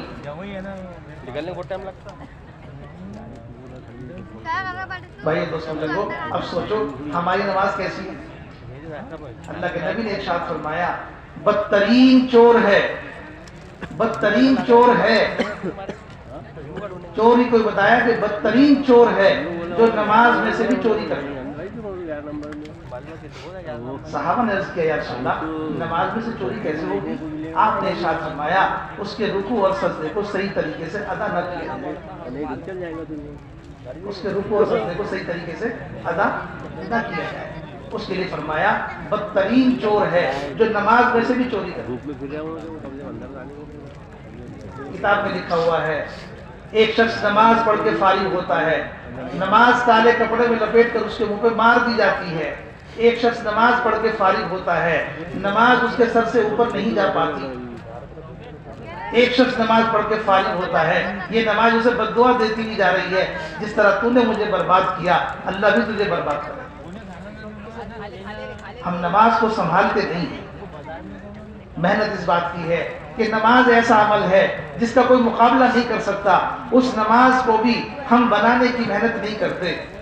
सारी चीज़ों को चमकाते हैं, कपड़ों को भी साफ करते हैं, जूतों को भी चमकाते हैं, घड़ी को भी चमकाते हैं, चश्मे को भी चमकाते हैं, दुकान पे जाकर के कपड़ा लेके सारी दुकान को चमकाते हैं। इतना वक्त नमाज को चमकाने में नहीं लगाते। नमाज की हैसियत दुकान से भी कम हो गई, नमाज की हैसियत मेरे चश्मे और मेरे कपड़े से भी कम हो गई। नमाज की हैसियत कि हमने किसी सबको ख़त्म कर दिया, सब चीज़ों पर मेहनत करते हैं, सब चीज़ों को चमकाते हैं, अपनी नमाज को बनाने की मेहनत नहीं करते। अगर नमाज नहीं बनेगी तो हम कैसे बनेंगे? हम कैसे बनेंगे? अब भाई दोस्तों लोगों, नमाज कैसी पढ़ें, नमाज कैसी पढ़ना सीखें? आपने फरमाया नमाज ऐसी पढ़ो जैसी मुझे पढ़ता हुआ देखते हो। अब बताओ रसूलुल्लाह सल्लल्लाहु अलैहि वसल्लम को नमाज पढ़ते हुए किसने देखा? बोलो ना, नमाज पढ़ते हुए आपको किसने देखा? सहाबा ने। तो सहाबा की नमाज के किससे देखो? रसूलुल्लाह सल्लल्लाहु अलैहि वसल्लम को नमाज पढ़ते हुए सहाबा ने देखा। सहाबा की नमाज के वाकयात देखो। हैतरी रज़ियल्लाहु ताला अन्हु के पैर में तीर लग गया, पैर में तीर लग गया। साथी ने तीर निकालने की कोशिश की, तकलीफ होती थी, मना कर दिया। हैदर अली ने कहा मुझे नमाज पढ़ने दो। आप नमाज में दाखिल हो गए, नमाज में मशगूल हो गए। जब आप नमाज में मशगूल हो गए, साथियों ने तीर पकड़ के खींच लिया। हैदर अली रज़ियल्लाहु ताला नमाज से फारिग होकर कहने लगे तीर निकालने के लिए बैठे हो? साथियों ने कहा अमीरुल मोमिनीन हम तो तीर निकाल चुके जब आप नमाज में मशगूल थे। हैदर अली ने कहा मुझे खबर भी नहीं, मुझे खबर भी नहीं। एक सहाबी अपने घर में नमाज पढ़ रहे हैं, बच्चे के पास, बच्चा बराबर में सो रहा है, बाकी घर के लोग नमाज में नहीं हैं। सहाबी नमाज में है, बच्चा बराबर में सो रहा है। छत से एक सांप निकलकर बच्चे से लिपट गया, جو برابر میں نماز پڑھ رہے ہیں انہیں خبر نہیں ہو سکی، سارے گھر والوں کو خبر ہو گئی۔ جو گھر میں لوگ نماز میں نہیں تھے انہیں خبر لگ گئی کہ بچے پر سانپ لپٹ گیا، سب شور مچاتے ہیں، انہیں شور مچانے پر بھی پتہ نہیں لگتا، وہ نماز میں۔ نماز سے فارغ ہو کر کہنے لگے کوئی ہلکی سی آواز آئی تھی، ہلکی سی کوئی آواز آئی تھی شور کی۔ گھر والوں نے کہا بچے کی تو جان ہی چلی گئی تھی، آپ کو خبر بھی نہیں ہوئی؟ انہوں نے کہا کیا میں نماز میں نہیں تھا؟ کیسی نماز تھی؟ آپ نے فرمایا نماز ایسے پڑھو جیسے مجھے پڑھتا ہوا دیکھتے ہو، آپ کو پڑھتے ہوئے صحابہ نے دیکھا، صحابہ نے دیکھ کر کے ایسی نماز پڑھی، صحابہ نے دیکھ کر ایسی نماز پڑھی ہے۔ جو صحابہ نے نماز پڑھی ہے اس کے واقعات کتاب کے اندر ہیں، حکایت صحابہ میں صحابہ کی نماز کے واقعات ہیں، حدیث کے اندر صحابہ کی نماز کے واقعات ہیں، صحابہ کی تاریخ قرآن میں ہے۔ بھائی دوستو بزرگو، ہم ان کے قصوں کو دیکھیں، ان کے واقعات کو دیکھیں، ان کی نمازوں کا حال دیکھیں، اس طرح نماز بنانے کی محنت کریں۔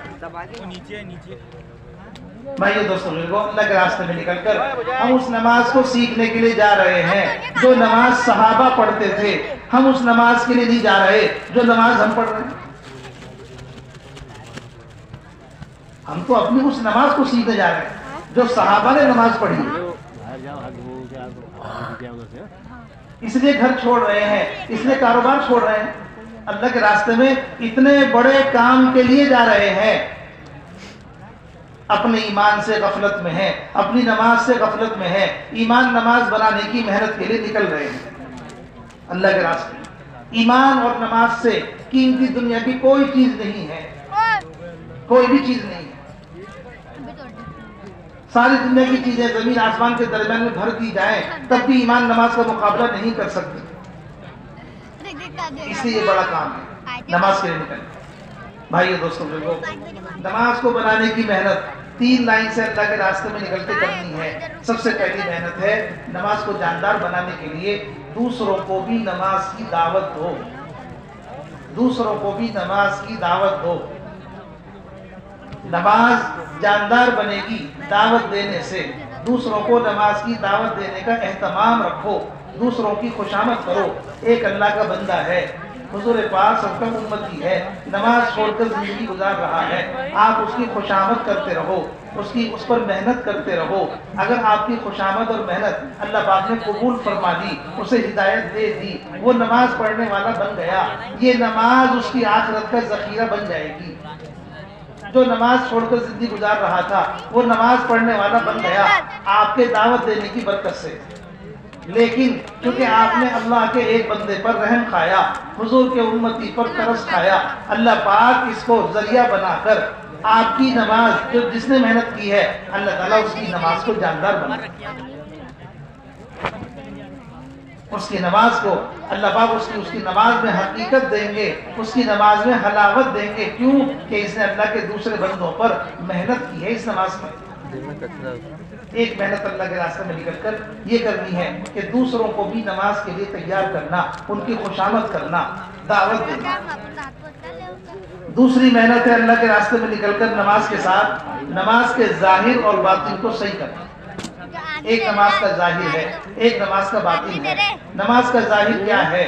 نماز کے ظاہر میں قرآن کا پڑھنا ہے، رکوع اور سجدے کا کرنا ہے، رکوع سجدے کی تسبیحات کا پڑھنا ہے، التحیات، درود شریف، دعائے قنوت، ان کا بھی یاد کرنا ہے۔ نماز کے اندر جو مسائل ہیں ان کو بھی سیکھنا ہے، علماء کے ساتھ بیٹھ کر کن باتوں سے نماز باقی رہتی ہے، کن باتوں سے نماز ٹوٹ جاتی ہے، اللہ کے راستے میں نکل کر حلقوں میں بیٹھ کر اپنے ساتھی کے ساتھ بیٹھ کر اسے بھی سیکھو۔ یہ نماز کا ظاہر ہے۔ قرآن صحیح ہوگا تو نماز صحیح ہوگی، اگر قرآن صحیح نہیں ہے تو نماز صحیح کیسے ہوگی؟ اتنا قرآن سیکھنا فرض ہے جتنا نماز میں پڑھا جاتا ہے، اس لیے کہ نماز فرض ہے اور نماز میں قرآن پڑھنا فرض ہے۔ اتنا نماز سیکھ دے، اتنی نماز سیکھو اللہ کے راستے میں نکل کر، اتنا نماز سیکھنا ہر ایک پر فرض ہے، اتنا قرآن سیکھنا جتنا قرآن نماز میں پڑھا جاتا ہے کم سے کم درجے میں ہے. جو پڑھتے ہیں قرآن اس کو بھی صحیح سیکھو, جو پڑھتے ہیں اسے بھی صحیح سیکھو. جو ہم پڑھ رہے ہیں قرآن اسے حلقے میں بیٹھ کر کے جو جاننے والے ہیں انہیں سناؤ. جو حافظ ہیں, عالم ہیں, قاری ہیں, ہماری جماعت میں ساتھ چل رہے ہیں, ان کے ساتھ بیٹھ کر کے جو قرآن ہم نماز میں پڑھتے ہیں ان کے ساتھ بیٹھ کے ان کو سناؤ. اگر کہیں غلطی ہے اسے صحیح کر لو. آگے جب بڑھو پہلے سے صحیح کرو. ایک ہے نماز اللہ کے راستے میں نکل کر قرآن کا سیکھنا, نماز صحیح ہو جائے اس کے لیے قرآن سیکھو. دوسری محنت ہے نماز کے ساتھ کہ نماز کے اندر رکوع اور سجدہ اور تسبیحات ان سب کو بھی بیٹھ کر کے حلقوں میں درست کرو. کھڑے ہوں گے تو کس طرح کھڑے ہوں, رکوع کس طرح کریں, سجدہ کس طرح کریں. ساری نماز کی ظاہری شکل کو صحیح کرو اللہ کے راستے میں نکل کر. اللہ کے سامنے کھڑا ہونا آ جائے, اللہ کے سامنے بیٹھنا آ جائے, اللہ کے سامنے جھکنا آ جائے, اللہ کے سامنے سجدہ کرنا آ جائے. مخلوق کے سامنے کھڑے ہونے کی مشق کراتے ہیں, مخلوق کے سامنے جو ہے وہ چلنے کی مشق کراتے ہیں. آپ فوج میں جا کے دیکھو, آفسوں میں جا کے دیکھو, مخلوق کے سامنے کیسی مشق کراتے ہیں. مخلوق کے سامنے کھڑا ہونا ہو تو کیسے کھڑے ہوتے ہیں, چلنا ہو تو کیسے چلتے ہیں, بولنا ہو تو کیسے بولتے ہیں. مخلوق کے سامنے مشق کرا رہے ہیں مخلوق کو کہ مخلوق خوش ہو جائے. اللہ کے سامنے کھڑا ہونا نہیں سیکھا, اللہ کے سامنے رکوع کرنا نہیں سیکھا, اللہ کے سامنے سجدہ کرنا نہیں سیکھا. بھائی دوستو دیکھو, اللہ کو دکھانے کے لیے اصل تو نماز میں اللہ کو دکھانا ہے. اے اللہ میرا کھڑا ہونا صحیح ہوا کہ نہیں, اے اللہ میرا کھڑا میں صحیح نماز میں کھڑا ہو سکا کہ نہیں. اپنے آپ کو دکھاؤ, اللہ کے سامنے کھڑا ہونا سیکھو, اللہ کے سامنے رکوع کرنا سیکھو, اللہ کے سامنے سجدہ کرنا سیکھو. یہ ہے نماز کی ظاہری شکل. کر لو گے, کرو گے. ایک ہے نماز کا باطن, ایک ہے نماز کا باطن. انہیں اٹھ کر بیٹھے کیوں کرا رہے ہو, بچوں کو بیٹھ نہیں سکتے یہ لوگ, کوئی تماشا ہو رہا ہے. جس کا دل آ رہا ہے اٹھ رہا ہے, جس کا دل آ رہا ہے بیٹھ رہا ہے, کوئی کہیں. جہاں جگہ مل جائے بیٹھ جاؤ, جہاں جگہ مل جائے وہاں بیٹھ جاؤ. اپنی طبیعت کو دباؤ تھوڑا سا, یہاں بیٹھو, دھیان سے سنو. جو بات کام کی ہے نہیں سنو گے نکل جائے گی. آنکھوں سے دیکھو گے, دھیان لگاؤ گے تو سمجھ میں آئے گی. بھائی دوستو جو نماز کے باطن میں کامل اور مکمل نماز کے 2 درجے ہیں. پہلا درجہ یہ ہے نماز پڑھنے والے کو اس دھیان کے ساتھ نماز پڑھنی آ جائے کہ میں اللہ کو دیکھ رہا ہوں. اگر یہ درجہ نصیب نہ ہو تو آخری اور دوسرا درجہ یہ ہے اللہ تعالیٰ مجھے دیکھ رہے ہیں. لیکن کامل اور مکمل نماز کے لیے ضروری ہے کہ ہم اس کی مشق کریں, میں اللہ کو دیکھ رہا ہوں. مولانا یوسف صاحب رحمت اللہ علیہ فرمایا کرتے تھے نماز کے اندر 4 حالتیں ہیں, قیام, رکوع, سجدہ, التحیات. ان چاروں حالتوں میں مشق کرو اللہ کے راستے میں نکل کر. کم از کم ہر حالت میں 3 مرتبہ اللہ کا دھیان لانے کی مشق کرو. میں اللہ کو دیکھ رہا ہوں. کھڑے ہو کر یہ دھیان آ گیا میں اللہ کو دیکھ رہا ہوں, یہ قیام قیمتی بنے گا. رکوع میں جا کے یہ دھیان آ گیا میں اللہ کو دیکھ رہا ہوں, اتنے دھیان سے رکوع قیمتی بنے گا. سجدے میں جا کے دھیان آ گیا میں اللہ کو دیکھ رہا ہوں, یہ سجدہ قیمتی بنے گا. جلسے میں بیٹھ کر یہ یاد آ گیا میں اللہ کو دیکھ رہا ہوں, یہ ہمارا جلسہ قیمتی بنے گا. مولانا فرمایا کرتے تھے 3 مرتبہ کم از کم اللہ کا دھیان لانے کی مشق کرو. ایسی مشق کرتے رہیں گے ایک نہ ایک دن اللہ پاک ایسی نماز پڑھنے کی توفیق عطا فرما دیں گے کہ آدمی جو ہے وہ نماز شروع کرے گا اللہ اکبر کہہ کر اور سلام پھیرنے تک اس کی نماز میں اللہ کے سوا کوئی نہیں آئے گا. ایسی نماز پڑھنا نصیب ہو. اللہ کے راستے میں نکل کر اس نماز کو بنانے کی محنت میں لگنا ہے. تیسری چیز ہے محنت کی. رو رو کر کے اللہ پاک سے حقیقت والی نماز کے لیے دعا مانگے, اے اللہ مجھے نماز کی حقیقت عطا فرما دے. یہ دعا مانگو۔ اس طرح اللہ کے راستے میں نکل کر اس نماز کو قیمتی بنانے کے لیے، تاکہ نماز کے ذریعے سے ہم اللہ کے یہاں قیمتی بنیں، اس کو قیمتی بنانے کے لیے اللہ کے راستے میں نکل کر اس نماز کے ساتھ محنت میں لگ جاؤ۔ کریں گے؟ کرو گے؟ تیسری چیز ہے اللہ کے راستے میں نکل کر جو صفت اپنے اندر پیدا کرنی ہے، وہ صفت ہے علم کی۔ آدمی اللہ کے یہاں جہالت سے قیمتی نہیں بنتا، آدمی کی قیمت اللہ کے یہاں علم سے آئے گی، جہالت سے نہیں آتی۔ انسانیت کی شروعات علم سے ہوئی ہے، جہالت سے نہیں۔ اس لیے پہلا آدمی نبی ہے۔ پہلا آدمی کون ہے؟ دنیا کا سب سے پہلا آدمی، اللہ پاک نے سب سے پہلے آدمی بنا کر نبی نہیں بھیجے، بلکہ آدمی کو نبی بنا کر پیدا کیا ہے۔ لوگوں کو بھیج کر نبی نہیں بھیجے، پہلے انسان کو نبی بنایا ہے، تاکہ انسانیت کی شروعات جہالت سے نہیں، انسانیت کی شروعات علم سے ہو۔ اس لیے بھائی دوستو بزرگو، انسان کی قیمت اللہ کے ہاں علم سے آئے گی، جہالت سے نہیں آئے گی۔ حقیقی علم کسے کہتے ہیں؟ حقیقی علم کیا ہے؟ حقیقی علم وہ ہے جس سے اللہ کی پہچان ہو، جس سے اللہ کی معرفت ملے، جس سے اللہ کی پہچان ہو۔ دنیا کی چیزوں کو جاننے کا نام، جو چیزیں اللہ نے بنائی ہیں، ان کو جاننے کا نام علم نہیں ہے، ان کو جاننے کا نام علم نہیں ہے۔ اس علم کو، مخلوق کو جاننے کو لوگ سائنس کہتے ہیں، مخلوق کے جاننے کو لوگ سائنس کہتے ہیں۔ سائنس کسے کہتے ہیں؟ علم کسے کہتے ہیں؟ اللہ کی بنائی ہوئی چیزوں کو جاننے کا نام سائنس ہے۔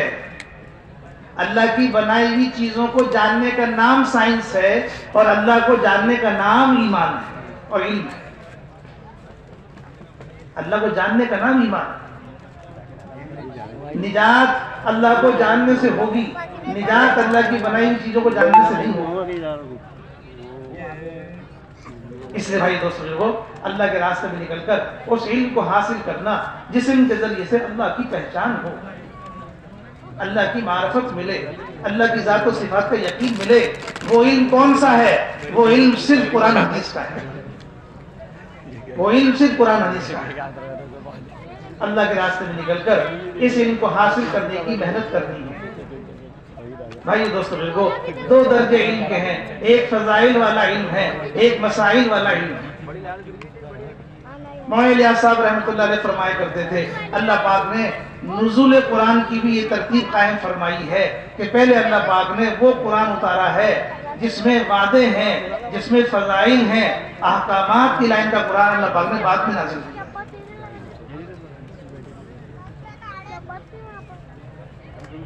سارا کا سارا وہ قرآن اتارا گیا پہلے جس میں احکام نہیں ہے، بعد میں وہ قرآن اتارا گیا جس میں احکامات ہیں۔ بھائی دوستو بزرگو، ہم اللہ کے راستے میں نکل کر علم کے حلقوں میں بیٹھیں گے، جہاں ہم سے جو پہلا درجہ ہے فضائل کا، وہ حلقے، ان میں بیٹھ کر کے ہم ان باتوں کو سن کر اپنے دل کے اندر وہ یقین پیدا کریں گے، جس یقین کے اوپر بھائی دوستو بزرگو اللہ تعالیٰ کے اوامر اور احکامات پر چلنا آسان ہو جائے، انہیں پورا کرنا آسان ہو جائے۔ اس لیے ہمارے ہاں تعلیم فضائل کی ہے۔ اللہ کے وعدوں کو فضائل کہتے ہیں، فضائل ہی اللہ کے وعدے ہیں اور اللہ کے وعدے ہی فضائل ہیں۔ اللہ کے وعدوں کا یقین، اللہ کی ذات و صفات کا یقین، ساری کائنات کے نقشے، ساری کائنات میں جتنی چیزیں ہیں ان کے مقابلے میں اللہ کی ذات و صفات کا یقین دل میں اتارنا، اور جتنے اسباب ہیں ان کے مقابلے میں اعمال جو اللہ نے وعدے کیے ہیں ان وعدوں کا یقین دل میں اتارنا۔ اس کے لیے تعلیم کے حلقے ہیں، اس میں بیٹھو، ساری چیزوں کے مقابلے میں، کائنات کی شکلوں کا مقابلے میں، زمین، آسمان، سورج، چاند، ہوا، پانی، ان ساری شکلوں کے مقابلے میں اللہ کی ذات و صفات کا یقین۔ جتنی چیزیں ہیں ان چیزوں کے مقابلے میں اللہ کے وعدوں کا یقین۔ دل میں اترے، اس کے لیے ہم فضائل کے حلقوں میں، تعلیم کے حلقوں میں بیٹھ کر کے اس کو دھیان سے سنیں، دل میں یقین ہے۔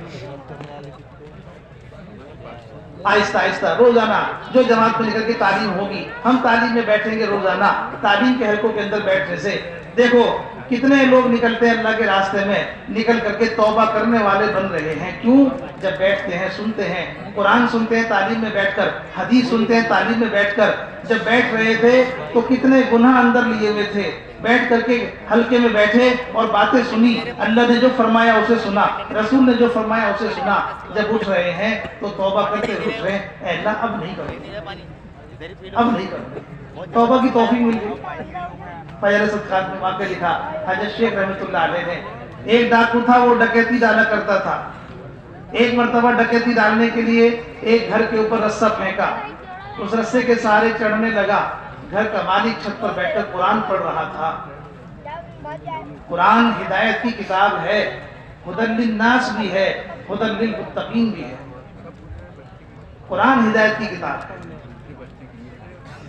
4 گھنٹے کی تعلیم جماعت میں ہوتی ہے، قرآن حدیث کے علاوہ کچھ نہیں سنایا جاتا، قرآن حدیث کے علاوہ کچھ نہیں سنایا جاتا۔ تعلیم میں بیٹھیں گے۔ یہ آدمی جب چڑھا اوپر تو گھر کا مالک قرآن پڑھ رہا تھا، اور قرآن میں یہ آیت آ گئی جس کو وہ پڑھ رہا تھا، اور یہ آیت اس کے کان میں پڑی۔ جو ڈاکو ڈکیتی ڈالنے کے لیے چڑھا، اس نے پڑھا، کیا ابھی تک ایمان والوں کے لیے وقت نہیں آیا کہ ان کے دل اللہ سے ڈر جائیں؟ بس یہ بات اس کے دل میں لگی، کان میں پڑی، اس کے دل میں اتر گئی۔ جو کہتے ہیں قرآن کا ایک ایک لفظ ہدایت ہے، وہ بات اس کے کان میں پڑی اور ہدایت بن کے اتر گئی۔ رسی چھوڑتا ہوا نیچے آتا گیا اور زبان سے یہ کہتا گیا کہ آ گیا آ گیا آ گیا۔ زندگی بھر کی ڈکیتی چھوڑ دی، توبہ کر لی، اور اپنے وقت کا ولی اللہ ہو کے موت آئی۔ یوں قرآن ایک لفظ سنا اور زندگی بدل گئی۔ یہاں تو 4 گھنٹے بیٹھنا ہے تعلیم، اتنا سنو کہ زندگی کا رخ بدل جائے، حقیقی علم حاصل ہو، اللہ کی ذات و صفات کا یقین دل میں اترے، اللہ کے باتوں کا یقین دل میں اترے۔ بھائی دوستو، جو اس طرح اللہ کے راستے میں نکل کر ہمیں اس علم کو حاصل کرنا، خود اپنی ذات سے اہتمام کرو، باوضو ہو کر بیٹھو، باادب ہو کر بیٹھو، دھیان توجہ کے ساتھ سنو۔ پرانے ہو گئے، پرانے ہو کے بھی صحابہ کی صفت کے ساتھ، صحابہ ایمان کی چوٹیوں پر پہنچ کے بھی ایمان کی مجلسوں میں بیٹھتے تھے۔ یہ تعلیم کا حلقہ ایمان کا حلقہ ہے۔ اپنے آپ کو محتاج بنا کے بٹھاؤ، یہ مت سمجھو کہ ہم سب جانتے ہیں، ہم نے سب سن رکھا ہے۔ تعلیم کا عمل صرف جاننے کا نہیں، تعلیم کا عمل تو ایمان کے لیے ہے، ایمان کے لیے ہے۔ ایمان کی محنت روزانہ ہے، ایمان کا بڑھانا روزانہ ہے۔ تعلیم کی محنت ایمان کے لیے ہے۔ جیسے پانی پیا جاتا ہے روزانہ، پانی پیا جاتا ہے ہر گھنٹے، پانی پیا جاتا ہے زندگی بھر، کس لیے؟ کہ یہ جسم کی ضرورت ہے، یہ تعلیم کا حلقہ ایمان کی ضرورت ہے۔ اس سے کبھی فارغ نہیں ہو سکتے۔ پرانے بھی ساتھی اللہ کے راستے میں نکل کر تعلیم کے حلقے میں بیٹھنے کا اہتمام کریں۔ تعلیم کے وقت پہ دوسرے تقاضے نہ بنائیں، کوئی تقاضا آ گیا کبھی پورا کر لیا، اسے معمول نہ بنائیں۔ سب کے ساتھ بیٹھ کر تعلیم دھیان سے سنیں۔ بھائی دوستوں بزرگوں، اسی طرح سے اپنی ذات سے اہتمام کرنا، دوسروں کو بھی ترغیب دینا، رو کے اللہ پاک سے اس حقیقی علم کو اللہ پاک سے مانگنا۔ اے اللہ، علم کی حقیقت عطا فرما۔ اللہ کے راستے میں نکل کر ایک صفت اپنے اندر پیدا کرنی ہے، ذکر کی۔ آدمی غفلت سے قیمتی نہیں بنتا، آدمی کی قیمت اللہ کے یہاں وہ ذکر کرنے والے سے بنے، دھیان سے بنے۔ ذکر کی صفت، ذکر کرنا 2 چیزیں پیدا کرتا ہے، ایک اللہ کی محبت پیدا ہوگی، ایک اللہ کی محبت پیدا ہوگی، اور ایک اللہ کا دھیان پیدا ہوگا۔ اللہ کے راستے میں نکل کر اتنا اچھا موقع ہے، اتنا اچھا موقع ہے۔ نہ گھر ہے نہ کاروبار، 24 گھنٹے کی زندگی ایمان اعمال والی اور اسی کی مصروفیت کے ساتھ چل رہی ہے۔ اللہ کے راستے میں نکل کے بھی اللہ کے نام کو اللہ کے دھیان کے ساتھ لینے کی مشق نہیں کریں گے تو کب کریں گے؟ اس لیے اللہ کے راستے میں نکل کر خوب دھیان توجہ کے ساتھ तीन तस्बीहात का एहतमाम करें, सुबह शाम, तीसरा कलमा, दुरूद शरीफ, इस्तिग़फ़ार, इन तीनों तस्बीहात को ध्यान लगाकर पढ़ें। सुभान अल्लाह, सारी जितनी भी पाकी है सब अल्लाह के लिए है, सब पाकी अल्लाह के लिए है। जबान से कलमा पढ़ो तो दिमाग में उसको सोच लो। तमाम तारीफें अल्लाह के लिए हैं, अल्लाह के सिवा कोई माबूद नहीं है, अल्लाह ही बड़ा है। पढ़ते भी रहो, सोचते भी रहो, ध्यान भी लगाते रहो। हुजूर अकरम सल्लल्लाहु अलैहि वसल्लम के जितने एहसानात हैं उम्मत के ऊपर, जितनी कुर्बानियां हैं उम्मत के साथ, जितना उन्होंने अपना खून बहाया, जितना अपने पूरे परिवार को जो है वो दीन के लिए खत्म हुआ सारा परिवार, जितनी कुर्बानियां दी हैं, हुजूर अकरम सल्लल्लाहु अलैहि वसल्लम की उन कुर्बानियों को सोचकर फिर दुरूद पढ़ा जाए। हमारी ज़बान इस लायक नहीं है। ऐ अल्लाह तू भेज अपने नबी पर रहमतें, बरकतें, अल्लाह से मांग रहे हैं। भाई दोस्तों बुजुर्गों, जो गुनाह किए हैं उनको सोच लो। जिस गुनाह को सोच के इस्तिग़फ़ार करेंगे, जिस गुनाह को सोच के इस्तिग़फ़ार करेंगे, तौबा करेंगे, इस्तिग़फ़ार करेंगे, अल्लाह की ज़ात से उम्मीद है अल्लाह ताला आमाल नामे से उस गुनाह को मिटा देंगे। जिस गुनाह के लिए इस्तिग़फ़ार नहीं किया, जिस जुर्म के लिए तौबा नहीं की, इस्तिग़फ़ार नहीं किया, वो लिखा हुआ बाकी रह जाएगा, क़यामत के दिन सामने आ जाएगा, तो उसकी भरपाई बहुत मुश्किल है। आज इस्तिग़फ़ार करना आसान है, आज एक आंसू निकालना आसान है, आंख का एक कतरा आग के दरियाओं को बुझा देगा। आज का आंख का एक कतरा आग के दरियाओं को बुझा देगा। कल को अगर कश्तियां भी बहा देंगे, अगर खून के आंसू रोएंगे तो मसला हल नहीं होगा। इसलिए इस्तिग़फ़ार करें, अपने गुनाहों को याद कर लो और अपने अंदर नदामत पैदा कर लो। मुझसे बुरा कोई नहीं है दुनिया के अंदर। अल्लाह मैंने ये काम किया, मैंने ये काम किया, मैंने ये काम किया, उसे याद करो, फिर अल्लाह से माफ़ी मांगो, उसे याद करो, फिर अल्लाह से माफ़ी मांगो। गुनाहों को याद करके इस्तिग़फ़ार करते रहो, गुनाहों को याद करके अपने अंदर नदामत पैदा करते रहो और फिर नदामत के साथ इस्तिग़फ़ार करेंगे, तस्बीहात का एहतमाम करेंगे सुबह शाम। लेकिन अल्लाह के रास्ते में निकलकर फुर्सत नहीं मिलती। इतनी बातें हैं कि ख़त्म ही नहीं होती, इतनी बातें हैं कि ख़त्म नहीं होती, तस्बीह का टाइम नहीं मिलता। भाई दोस्तों लोगों, अल्लाह पाक से दुआ भी मांगें, अपनी ज़ात से इसका एहतमाम भी करें, दूसरों को भी जिक्र करने की तरगीब दें। एक आदमी जिक्र करने लगा, जिक्र का असर उसके दिल पर हो गया, इसकी अलामत ये है कि उसके दिल से दुनिया की मोहब्बत निकल जाएगी।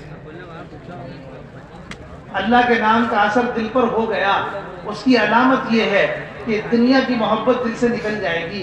क्योंकि किताब में लिखा हुआ है जिस दिल में दुनिया की मोहब्बत होगी अल्लाह ताला की निकल जाएगी, अगर अल्लाह की मोहब्बत होगी तो दुनिया की निकल जाएगी।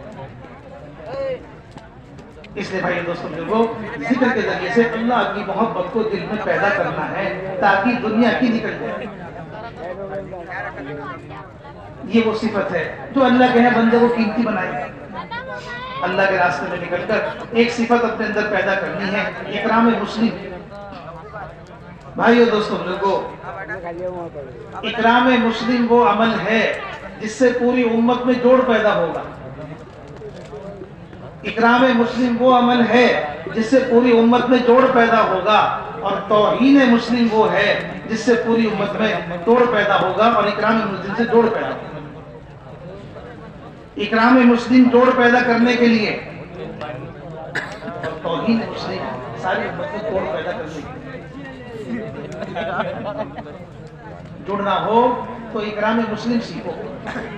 इकराम मुस्लिम क्या है? एक मुसलमान के मकाम को पहचानना। एक मुसलमान का मकाम क्या है? मुसलमान के मकाम की पहचान उसके अमल से नहीं होगी। मुसलमान के मकाम की पहचान उसके अमल से नहीं होगी, इसलिए कि अमल के एतबार से हर मुसलमान में कमी है। अमल के एतबार से हर मुसलमान में कमी है। अमल के एतबार से हम सब खोटे हैं। हदीस का फैसला है کہ تم سارے کے سارے خطا کار، کہ تم سب کے سب خطا کار۔ یہ حدیث کا فیصلہ ہے۔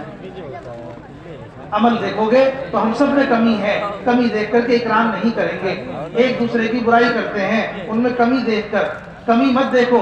کوئی مسلمان کمی سے پاک نہیں ہے، بے عیب اور پاک صرف اللہ کی ذات ہے۔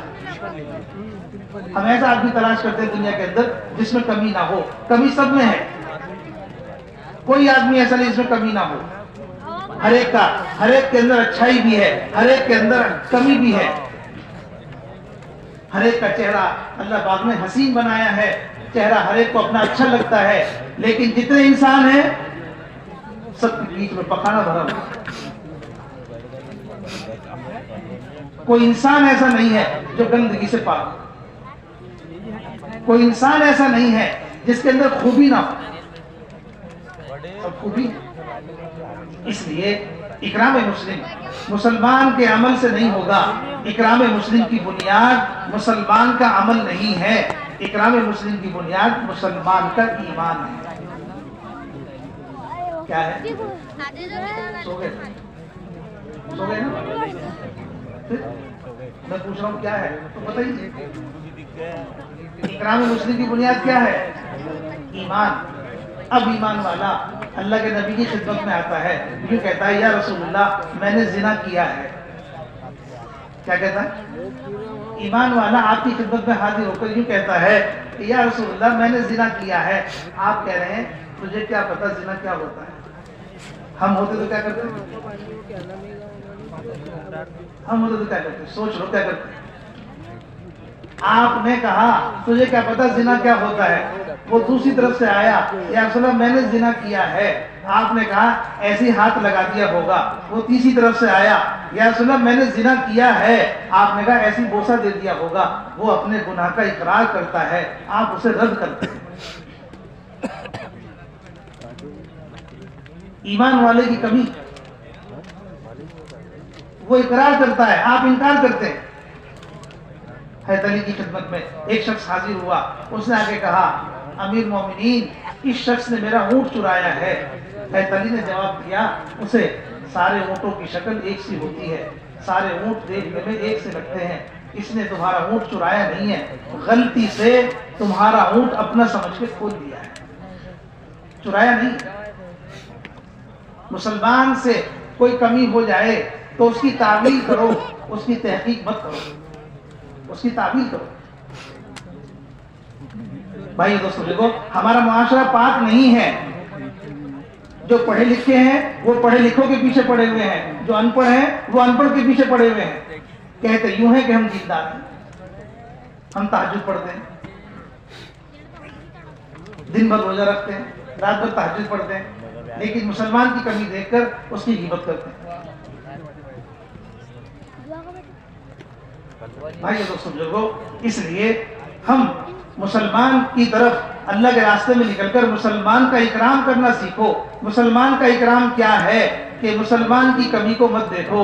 شیطان نہیں تھا، فرشتوں کے ساتھ آسمانی دنیا میں رہتا تھا، لیکن آدم میں کمی دیکھی تو شیطان بن گیا۔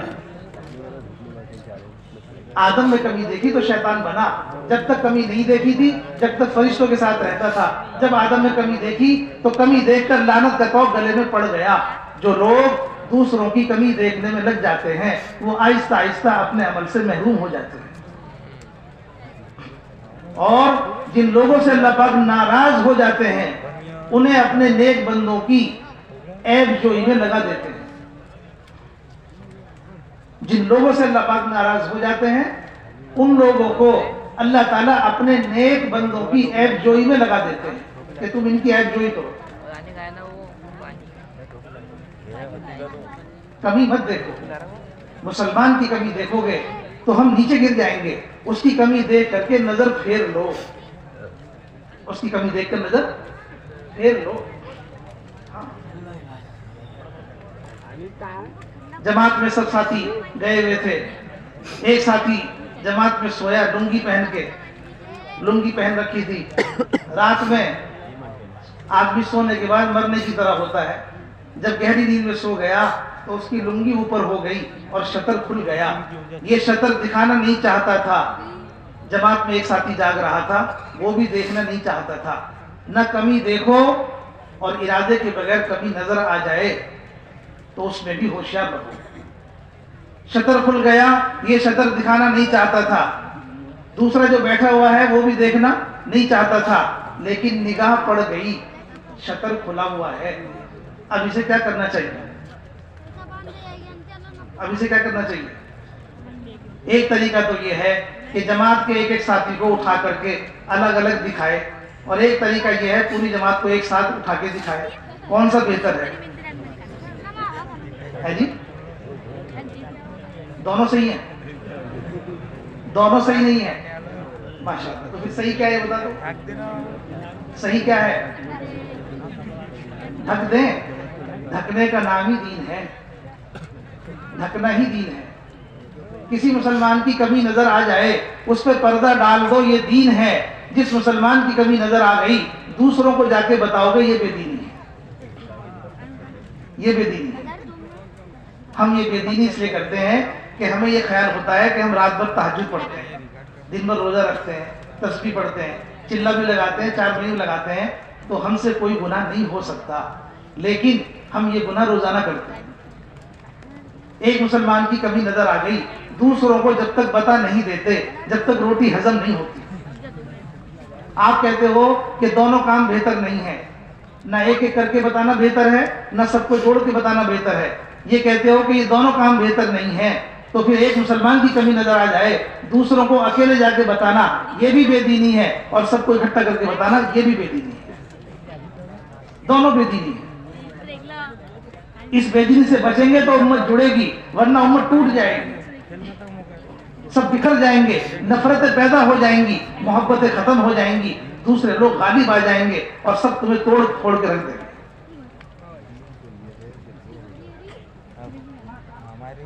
آپس میں محبت پیدا ہوگی جب ہم ایک دوسرے کا اکرام کریں گے.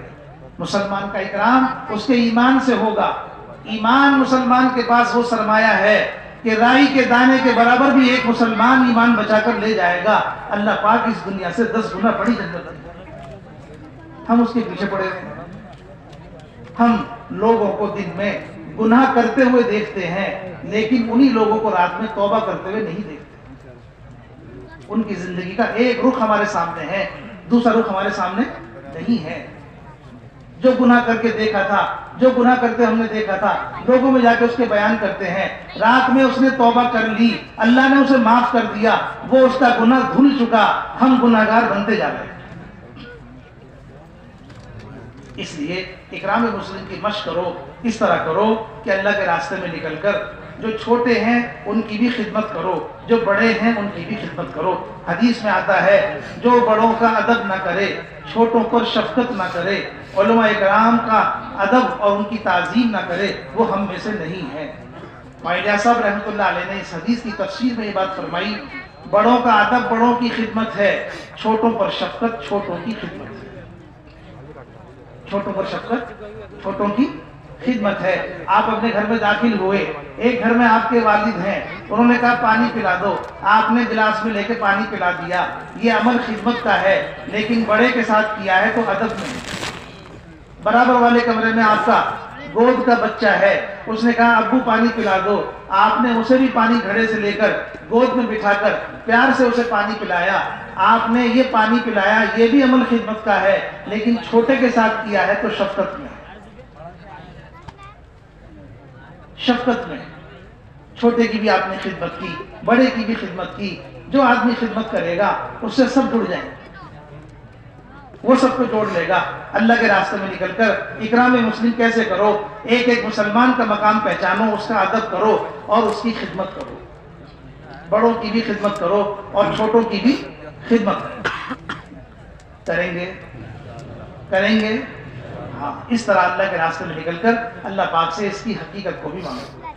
اللہ کے راستے میں نکل کر ایک صفت اپنے اندر پیدا کرو، صحیح نیت کی، اخلاص نیت. ساری چیزیں، ساری صفات، سارے اعمال کا دار و مدار اس صفت پر ہے. جب آدمی کوئی کام کرتا ہے تو اس سے پہلے اس کے دل میں اس کام کی وجہ پیدا ہوتی ہے. اگر اس کے دل میں اس کی وجہ میں اللہ کی ذات ہے تو یہ آدمی مخلص ہے، اگر اللہ کی ذات نہیں ہے، اللہ کا غیر ہے، تو یہ آدمی مخلص نہیں ہے۔ اخلاص کا فتویٰ کس سے لوگے؟ اخلاص کا فتویٰ کس سے لوگے؟ بولو، اخلاص کا فتویٰ کہاں سے ملے گا؟ اخلاص کا فتویٰ کہاں سے ملے گا؟ اخلاص کے لیے ہر ایک کا دل خود مفتی ہے، اپنے دل سے پوچھو کس کے لیے کر رہا ہوں۔ اخلاص کے لیے ہر ایک کا دل خود مفتی ہے، اپنے دل سے فتویٰ لو یہ کام کس کے لیے کر رہا ہوں۔ اگر اللہ کی ذات ہے تو مخلص ہے، اللہ کی ذات نہیں ہے تو کتنا ہی ڈھنڈورا پیٹ لو اپنے اخلاص کا، وہ مخلص نہیں ہے۔ دل کی نیت کو صحیح کرنا ہوگا، تھوڑا عمل بھی صحیح نیت سے ہوگا جنت میں لے جائے گا، بڑے بڑے عمل اگر نیت صحیح سے نہیں ہوں گے تو یہ بڑے بڑے عمل بھی جہنم میں گرا دیں گے۔ اس لیے اللہ کے راستے میں نکل کر اس صفت کو پیدا کرنا۔ عمل سے پہلے بھی دیکھ لو کس کے لیے کرنا ہے، عمل کے بعد بھی دیکھ لو کس کے لیے کر رہے ہیں۔ اگر نیت میں وہ خرابی ہے اسے دور کر لو۔ آدمی اس طرح اپنے دل کی طرف دھیان دے گا، نیت کی طرف دھیان دے گا تو ایک نہ ایک دن وہ مخلص بن کر مخلصین میں شامل ہو جائے گا اور اخلاص کے ساتھ عمل کرنے والا بن جائے گا۔ بھائیو دوستو بزرگو، ان صفات کے ذریعے سے انسان کی قیمت آتی ہے۔ ایمان، نماز، علم اور ذکر، اکرام مسلم، اخلاص نیت، یہ وہ صفات ہیں جو صرف ایمان والا ہی کر سکتا ہے۔ اس سے پہلے میں نے آپ سے عرض کیا کچھ خیر کے کام ایسے ہیں جو سب میں مشترک ہیں، ایمان والے بھی کریں گے، بے ایمان بھی کریں گے، زیادہ بھی کر سکتے ہیں، کم بھی کر سکتے ہیں، لیکن صفات وہ ہیں جس سے اللہ کہے اس کی قیمت آئے گی، مرنے کے بعد جس کا اجر دیا جائے گا، مرنے کے بعد جس کی وجہ سے اس کے درجے بڑھیں گے، دنیا میں بھی اسے فائدہ ہوگا، مرنے کے بعد بھی اس کا اجر ملے گا۔ بہت سے خیر کے کام ایسے ہیں جو غیر بھی کرتے ہیں، اس کا اجر دنیا میں دیا جائے گا اور ختم کر دیا جائے گا، آخرت میں کوئی حصہ نہیں۔ لیکن یہ وہ صفات ہیں جو اللہ کے دربار میں انسان کو قیمتی بنائیں۔ ان صفات کو اپنی زندگی میں اتارنے کے لیے ہم اللہ کے راستے میں نکل رہے ہیں۔ کوئی معمولی کام نہیں ہے، گھر کاروبار ایسے نہیں چھوڑ رہے، گھر کاروبار سے بڑی چیزیں ہیں، یہ ایمان بڑی چیز ہے، نماز بڑی چیز ہے، قرآن حدیث بڑی چیز ہے۔ ہمارے گھر کاروبار کی کوئی حیثیت نہیں ہے، اس نے چھوڑ رہا ہے، اس نے نکل کے جا رہا ہے، لیکن جا کر اس اعتبار سے محنت کرنی ہے کہ یہ صفات اپنے اندر میں پیدا ہو جائیں۔ کریں گے انشاءاللہ۔ اس کے لیے جماعت بنا کر نکلو، امیر کے بغیر جماعت نہیں ہوتی، امیر جسے بھی بنا دیا جائے پوری جماعت کے ذمہ ہے کہ اس کی بات مان کر چلے۔ امیر کا امیر بننا کتنا ہی ناگوار کیوں نہ ہو، پھر بھی بات مان کے چلو۔ امیر کی بات مان کے چلو گے پوری جماعت میں محبت پیدا ہوگی، جوڑ پیدا ہوگا۔ امیر کی بات نہیں مانو گے، اپنی اپنی منواؤ گے تو پوری جماعت میں سر پھٹے گا، جھگڑا ہوگا، نفرتیں پیدا ہوں گی۔ یہ عمل ایسا ہے کہ امیر کی تابعداری کریں گے تو محبت پیدا ہوگی، امیر کی فرما برداری کریں گے تو محبت پیدا ہوگی۔ کریں گے انشاءاللہ، امیر کی مان کے چلیں گے۔ بھائیو دوستو بزرگو، پورا چلہ پورے 4 مہینے اپنی طبیعت کو دبا کے چلنا ہے۔ طبیعت میں یہ کام اچھا لگتا ہے، لیکن طبیعت میں یہ کام اچھا لگ رہا ہے، امیر کا فیصلہ نہیں ہے تو امیر کی بات مان لو، طبیعت کی بات کو چھوڑ دو۔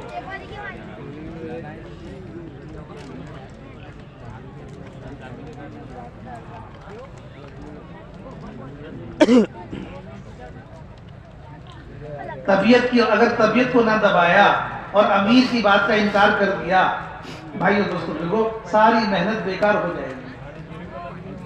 اللہ کے راستے میں نکلنا، اس لیے حدیث میں آتا ہے جس نے امیر کی مانی اس نے رسول کی مانی، جس نے رسول کی مانی اس نے اللہ کی مانی۔ زمین پر طبیعت کو دبا کر اپنی رائے کے خلاف چل کر جو امیر کا فیصلہ ہے اس کے مطابق کر کے زمین پر اس کی مشق کر لو، اللہ تعالیٰ کی اطاعت کرنے والے بندوں میں اللہ پاک داخل کر دے۔ اس لیے اللہ کے راستے میں نکل کر ہر حال میں امیر کی مان کے چلو۔ امیر کا کام بھی یہ ہے کہ ساتھیوں کی خیر خواہی کرے، ساتھیوں کی خیر خواہی یہ ہے کہ ساتھیوں کو کام سکھاؤ، ساتھیوں کو کام سکھاؤ۔ امیر کی ذمہ داری ہے ساتھیوں کو کام سکھا کر لائے، یوں نہ کہے اگلی بار بھی میرے ساتھ جانا ہے، میرا ٹیلی فون نمبر لکھ لو، میں تمہارا امیر ہوں، تم میرے مامور ہو۔ جو لوگوں کو کام نہیں سکھائیں گے وہ اپنے سے جوڑیں گے، جو کام سکھائیں گے وہ کام سے جوڑیں گے، جو کام سکھائیں گے وہ کام سے جوڑیں گے۔ اپنی ذات کو بنیاد مت بناؤ، ہماری ذات کچھ بھی نہیں ہے، کام کو بنیاد بناؤ، اپنی ذات کو بنیاد مت بناؤ۔ مجھے مانو، مجھے جانو، مجھے دیکھو، مجھے سمجھو، اسے بنیاد مت بناؤ، کام کو بنیاد بناؤ۔ کام کو جانو، کام کو سمجھو، کام کو دیکھو، کام سے جڑو گے تو کام کرتے رہو گے۔ مجھ سے جڑو گے تو مجھ میں بہت کمی ہے، میری کمی کی وجہ سے تھوڑے دن بعد میری کمی دیکھ کے بیٹھ جاؤ۔ مجھ سے مت جڑو، کام سے جڑو، ساتھیوں کو کام سکھاؤ۔ امیر کی ذمہ داری ہے کام سکھانا، ساتھی کی ذمہ داری ہے امیر کی تابعداری کے ساتھ چلنا۔ مسافہ ہو گیا پوری جماعت کا، بیٹھ کر کے پوری جماعت آپس میں تعارف کر لے، امیر صاحب کون ہیں، مامور کون ہیں، ساتھی کتنے ہیں، ساتھی ایک دوسرے کو پہچان لیں، مشورہ کر لو جماعت روانہ کب ہوگی، جماعت کا رخ کیا ہے سب کو بتاؤ، سفر کب شروع کرنا ہے سب کو بتاؤ۔ پوری جماعت سفر کے لیے تیار اپنے وقت پر ہو جائے، اگر سب کے علم میں آ جائے گا، اس لیے مشورہ سب کے سامنے کر لو۔ بقدر ضرورت پیسے جمع کرو، سب لوگ اپنے پیسے نکال کر کے ایک جگہ اکٹھے نہ کریں، ساری جماعت کے پیسے ایک جگہ پوٹلی میں باندھ دیے، یہ مناسب نہیں ہے۔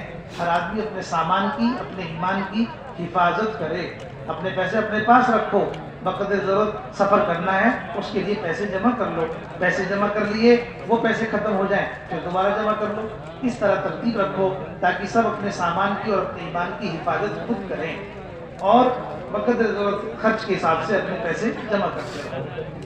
سفر شروع کیا، سفر ریل گاڑی کا ہو، سفر بس میں ہو، سفر پیدل کا ہو، سفر عمل کے ساتھ ہوگا، سفر عمل کے بغیر نہیں ہوگا، سفر عمل کے ساتھ ہوگا۔ عمل کیا ہے؟ عمل یہ ہے سفر میں چلو تو نیچی نگاہوں کے ساتھ چلو، سفر میں چلو تو سیکھتے سکھاتے ہوئے چلو، سفر میں چلو تو ذکر کرتے ہوئے چلو۔ حضرت فرماتے تھے نگاہیں نیچی کر کے چلو گے تو دنیا کا حشر دکھائی دے گا، نگاہ اونچی کرو گے تو دنیا دکھائی دے گی، دنیا کو دیکھنے کی مشق مت کرو، دنیا کا حشر دیکھو۔ زمین میں دیکھو گے اینٹ روڑے پڑے ہوئے ہیں، یہ اینٹ روڑے بڑی بڑی بلڈنگوں کا حشر ہے، یہ بڑی بڑی بلڈنگیں ایک دن اینٹ روڑوں میں تبدیل ہو جائیں گی اور ملبے میں تبدیل ہو جائیں گی۔ نیچے دیکھو گے تو پھٹے پرانے کپڑے نظر آئیں گے۔ حضرت فرماتے تھے مولانا یوسف صاحب یہ وہ کپڑے ہیں جن کپڑوں سے تم زینت اختیار کرتے تھے، جن کپڑوں سے ایک دوسرے سے اپنے آپ کو آگے بڑھاتے تھے، ان کپڑوں کا حشر یہ ہے کہ یہ کپڑے چیتھڑوں میں تبدیل ہو جائیں گے۔ نیچے دیکھو گے تو پخانے نظر آئیں گے۔ حضرت فرماتے تھے مولانا یوسف صاحب یہ پخانے تمہیں نظر پڑیں گے، یہ ان اچھے اچھے کھانوں کا حشر ہے جن کی وجہ سے تم ایک دوسرے سے آگے بڑھ رہے تھے، ایک دوسرے سے آگے بڑھ کے دکھانا چاہتے تھے، ایک دوسرے سے اپنے آپ کو اونچا کرتے تھے۔ یہ اچھے اچھے کپڑے، یہ اچھے اچھے کھانے، یہ اچھی اچھی بلڈنگیں، ان چیزوں سے تم دنیا میں اپنے آپ کو بڑھا کر دکھانا چاہتے تھے۔ ان کا حشر یہ ہے کہ یہ پخانوں میں تبدیل ہو جائیں گے، اچھے اچھے کھانے، یہ کپڑے اچھے اچھے چیتھڑوں میں تبدیل ہو جائیں گے، یہ تمہاری اونچی اونچی عمارتیں ملبے میں ایک دن اور یہ اینٹ روڑوں میں تبدیل ہو جائیں گی۔ یہ دنیا کا انجام ہونا ہے، یہ حشر ہے۔ حضرت فرماتے تھے نیچی نگاہوں کے ساتھ چلو، ذکر کرتے ہوئے چلو، بازار ہے چوتھا کلمہ پڑھو، گلی محلے ہیں تیسرا کلمہ پڑھو، اور چلتے ہوئے تعلیم کرتے ہوئے چلو۔ کتاب پڑھنے ہی کا نام تعلیم نہیں ہے، سیکھنے سکھانے کو بھی تعلیم کہتے ہیں۔ دو دو کی جوڑی بنا لو، بھائی میرا کلمہ سن لو اپنا سنا دو، میری نماز سن لو اپنی سنا دو، ایک دوسرے کو سیکھتے سکھاتے ہوئے چلو۔ اس طرح سفر کرو۔ ریل گاڑی کا سفر ہوگا تو نمازیں بھی ادا کرو، لمبا سفر ہے، وضو کرو ریل گاڑی کے اندر کے حصے میں، باہر کے حصے میں وضو مت کرو، کیچڑ ہوگی، دوسرے مسافروں کو تکلیف ہوگی۔ ہم مسافروں کے دوسرے لوگوں کی تکلیف کا ذریعہ بننا نہیں چاہتے۔ اندر کے حصے میں وضو کرو، کم سے کم پانی استعمال کرو، بقدر ضرورت پانی لو، اس پانی پر سارے مسافروں کا حق ہے۔ جتنا دل میں آ رہا ہے اتنا مت بہاؤ، وقت کی ضرورت پانی استعمال کرو۔ نماز پڑھ لو، ایسی جگہ نماز پڑھو کہ راستہ نہ رکے، راستے میں مجبوری ہے پڑھنی پڑے تو اتنی جلدی پڑھو کہ یہ نہیں کہ راستے میں کھڑے ہو کے لمبی لمبی نماز پڑھ رہے ہیں۔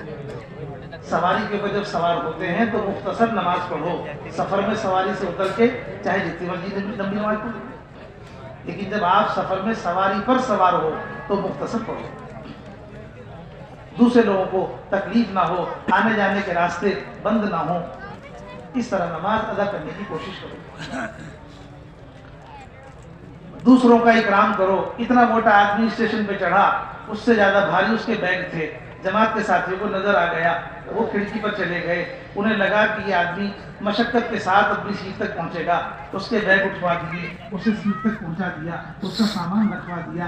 اتنا بھی اکرام کر لو گے تو اس سے بھی اس کے دل میں اسلام اور مسلمان کی جگہ ہے، دونوں کی محبت پیدا۔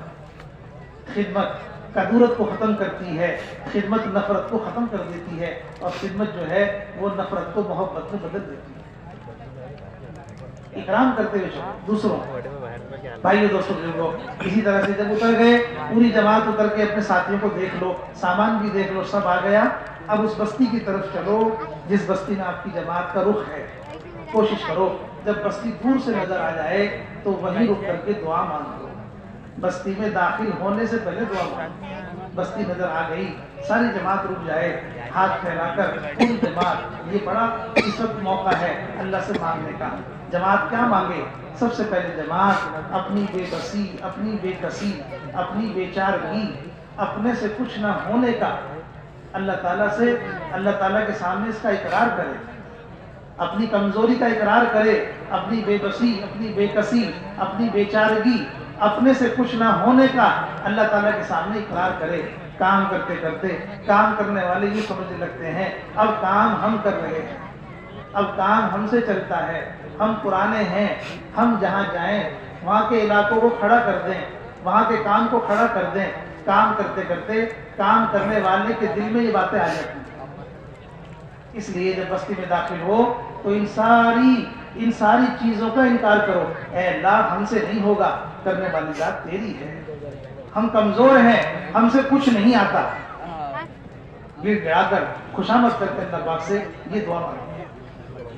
بھائی دوستو بزرگوں، اللہ تعالیٰ کے نزدیک کمزوری رکاوٹ نہیں ہے۔ اللہ تعالیٰ کام لے لیتے ہیں کمزور سے، لنگڑے مچھر سے نمرود کو مروا دیا، چھوٹی چھوٹی چڑیاؤں سے ہاتھیوں کو مروا دیا، 2 چھوٹے بچوں سے ابو جہل کو مروا دیا۔ کمزور سے کام لیا، طاقتور کو ختم کرا دیا۔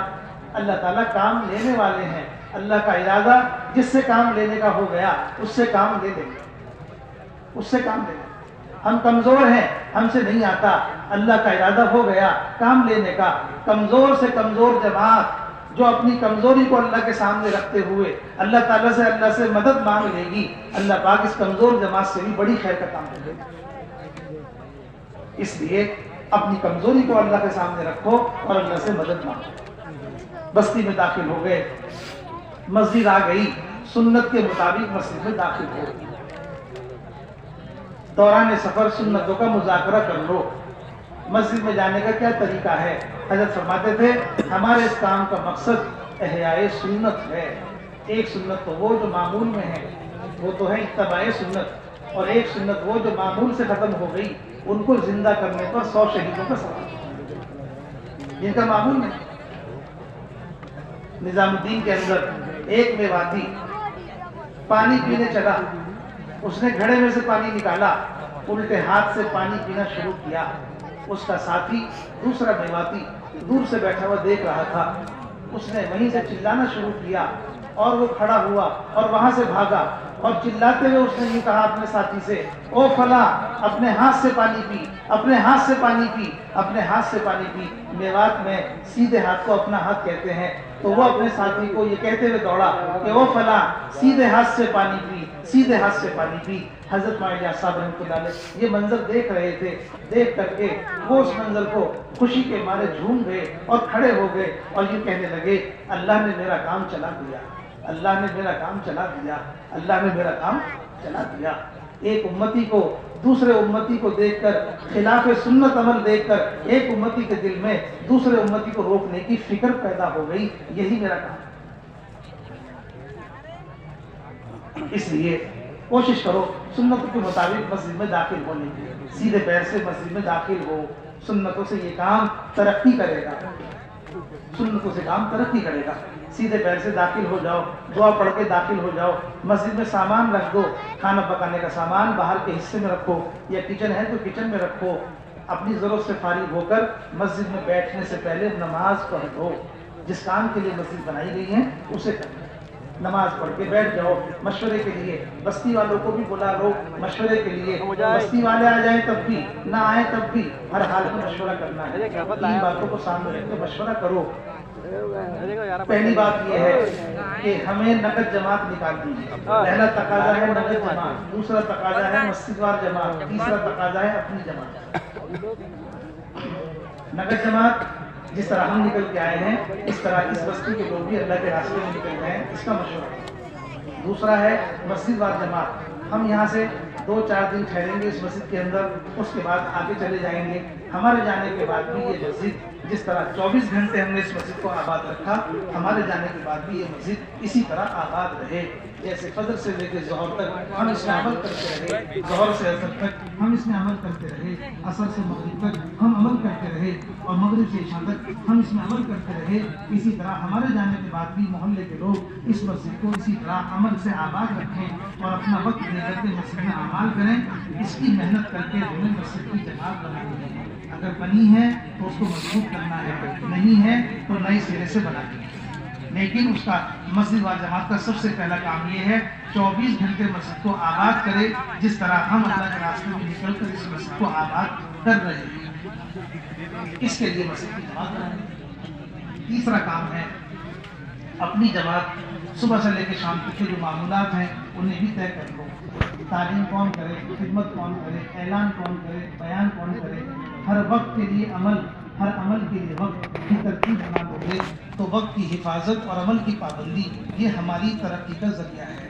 جس آدمی کی زندگی میں عمل کی پابندی نہیں ہے اور وقت کی حفاظت نہیں ہے، یہ آدمی آزاد ہے، اور آزاد آدمی برباد ہے۔ یہ آزادی بربادی نہ کرے۔ مومن آزاد نہیں ہے، مومن پابند ہے۔ اس لیے اللہ کے راستے میں نکل کر پابندی کے ساتھ عمل میں رہنے کی جو ہے وہ مشق کرو۔ بھائی دوستو بزرگو، تیسری یہ 3 باتوں کو سامنے رکھ کے مشورہ کرو۔ مشورے کے بعد ایک جماعت ملاقاتوں کے لیے بھیج دو، چاہے کوئی نہ کرے، خصوصی ملاقات۔ ایک جماعت خدمت کے لیے بھیج دو، چاہے بھوک نہ ہو، باقی ساتھی تعلیم میں لگ جائیں، چاہے تھکے ہوئے کیوں نہ ہو۔ دعوت کا عمل شروع کر دو، تعلیم کا عمل شروع کر دو، خدمت کا عمل شروع کر دو۔ اس کام سے، اس عمل کے ذریعے سے پورا ماحول بن جائے گا، پورا ماحول خدمت میں بھی بھیج دو، بول رہے ہو انتظار مت کرو۔ آپ کی جو تعلیم صبح کی ہوگی، اس صبح کی تعلیم میں پہلا ہے قرآن پاک کے سیکھنے سکھانے کے حلقے لگانا۔ دوسرا عمل صبح کی تعلیم میں کتاب پڑھنا، منتخب احادیث صبح پڑھی جائے گی، منتخب احادیث صبح پڑھی جائے گی، 6 صفات کا مذاکرہ بھی صبح ہوگا۔ 3 کام صبح کی تعلیم میں ہوں گے، قرآن کا سیکھنا سکھانا، منتخب سے کتاب پڑھنا، اور تیسرا ہے 6 صفات کا مذاکرہ۔ یہ 3 کام صبح کی تعلیم میں ہوں گے۔ دوپہر کے بعد کی تعلیم ہوگی، ظہر کے بعد اس میں کتاب پڑھی جائے گی، فضائل اعمال، جتنے اس میں باب ہیں ہر باب میں سے تھوڑا تھوڑا پڑھو۔ فضائل صدقات ساتھ میں رہے گی، ہر کتاب میں سے تھوڑا تھوڑا پڑھو۔ جب ساری کتابیں ہو جائیں تو یہ دوپہر کے بعد کی تعلیم میں اس کو پورا کرنا ہے۔ صبح کی تعلیم اور شام کی تعلیم ملا کے تدریس کرا۔ ظہر کی نماز میں بستی کے دیندار لوگ آئیں گے، ان کے سامنے آپ تعارفی بات کرو گے۔ مجمع جوڑنے کے لیے سب ساتھی فکر مند ہوں۔ اعلان ہو گیا، سارے مجمع میں پھیل کر کے نماز پڑھو۔ بستی والوں سے، مقامی لوگوں سے نماز اپنی پہلے پوری کرو، ان کی نماز سے پہلے اپنی نماز پوری کرو، تاکہ نماز کے بعد جب وہ نماز سے فارغ ہو جائیں تو آپ ان کے کندھے پر ہاتھ رکھ کر انہیں مجمع کے ساتھ جوڑ سکیں۔ اس دن کو قریب کر دو، مجمع جوڑ دو، तारुफी बात होगी, हम कौन हैं ये समझाओ, हम क्यों आए हैं ये बताओ, और हम क्या चाहते हैं। ऐसा करने से कर रहा हूँ। जब तक हमारी जमात आपकी मस्जिद में रहेगी, जब तक पूरा वक्त फारिग करने के लिए कौन तैयार है, उसकी तशकील करो। जो पूरा वक्त दें उन्हें आगे बिठा लो, जो पूरा वक्त नहीं दे सके सुबह शाम में मिला के उनकी तशकील करो। जो भी वक्त दे दें वो नाम भी लिख लो। आखिरी दर्जे में जो साथी बच गए, किसी दर्जे में नाम नहीं दिया, उनकी खुशामद कर लो सिर्फ इस बात के लिए, इनसे पूछ लो उमूमी गश्त कब होगा। वो कहते हैं उमूमी गश्त हमारा असर मगरिब में होगा या मगरिब इशा में होगा। तो इन लोगों को पाबंद करो जिनका नाम नहीं आया कि भाई फला वक्त में हम इंशाल्लाह गश्त करेंगे, आप उस गश्त में आने की नीयत कर लो। ये हो जाएगी 100% तशकील। नाम आ गया तशकील।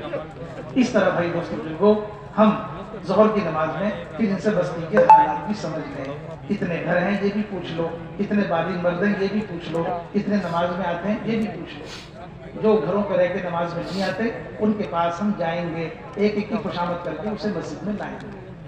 कितने 4 महीने वाले हैं ये भी पूछ लो, कितने चिल्ले वाले हैं ये भी पूछ लो, कितने मशरे बैठते हैं ये भी पूछ लो। 4 महीने वाले 20, चिल्ले वाले 50, 70 में से 15 आदमी मशरे बैठते हैं।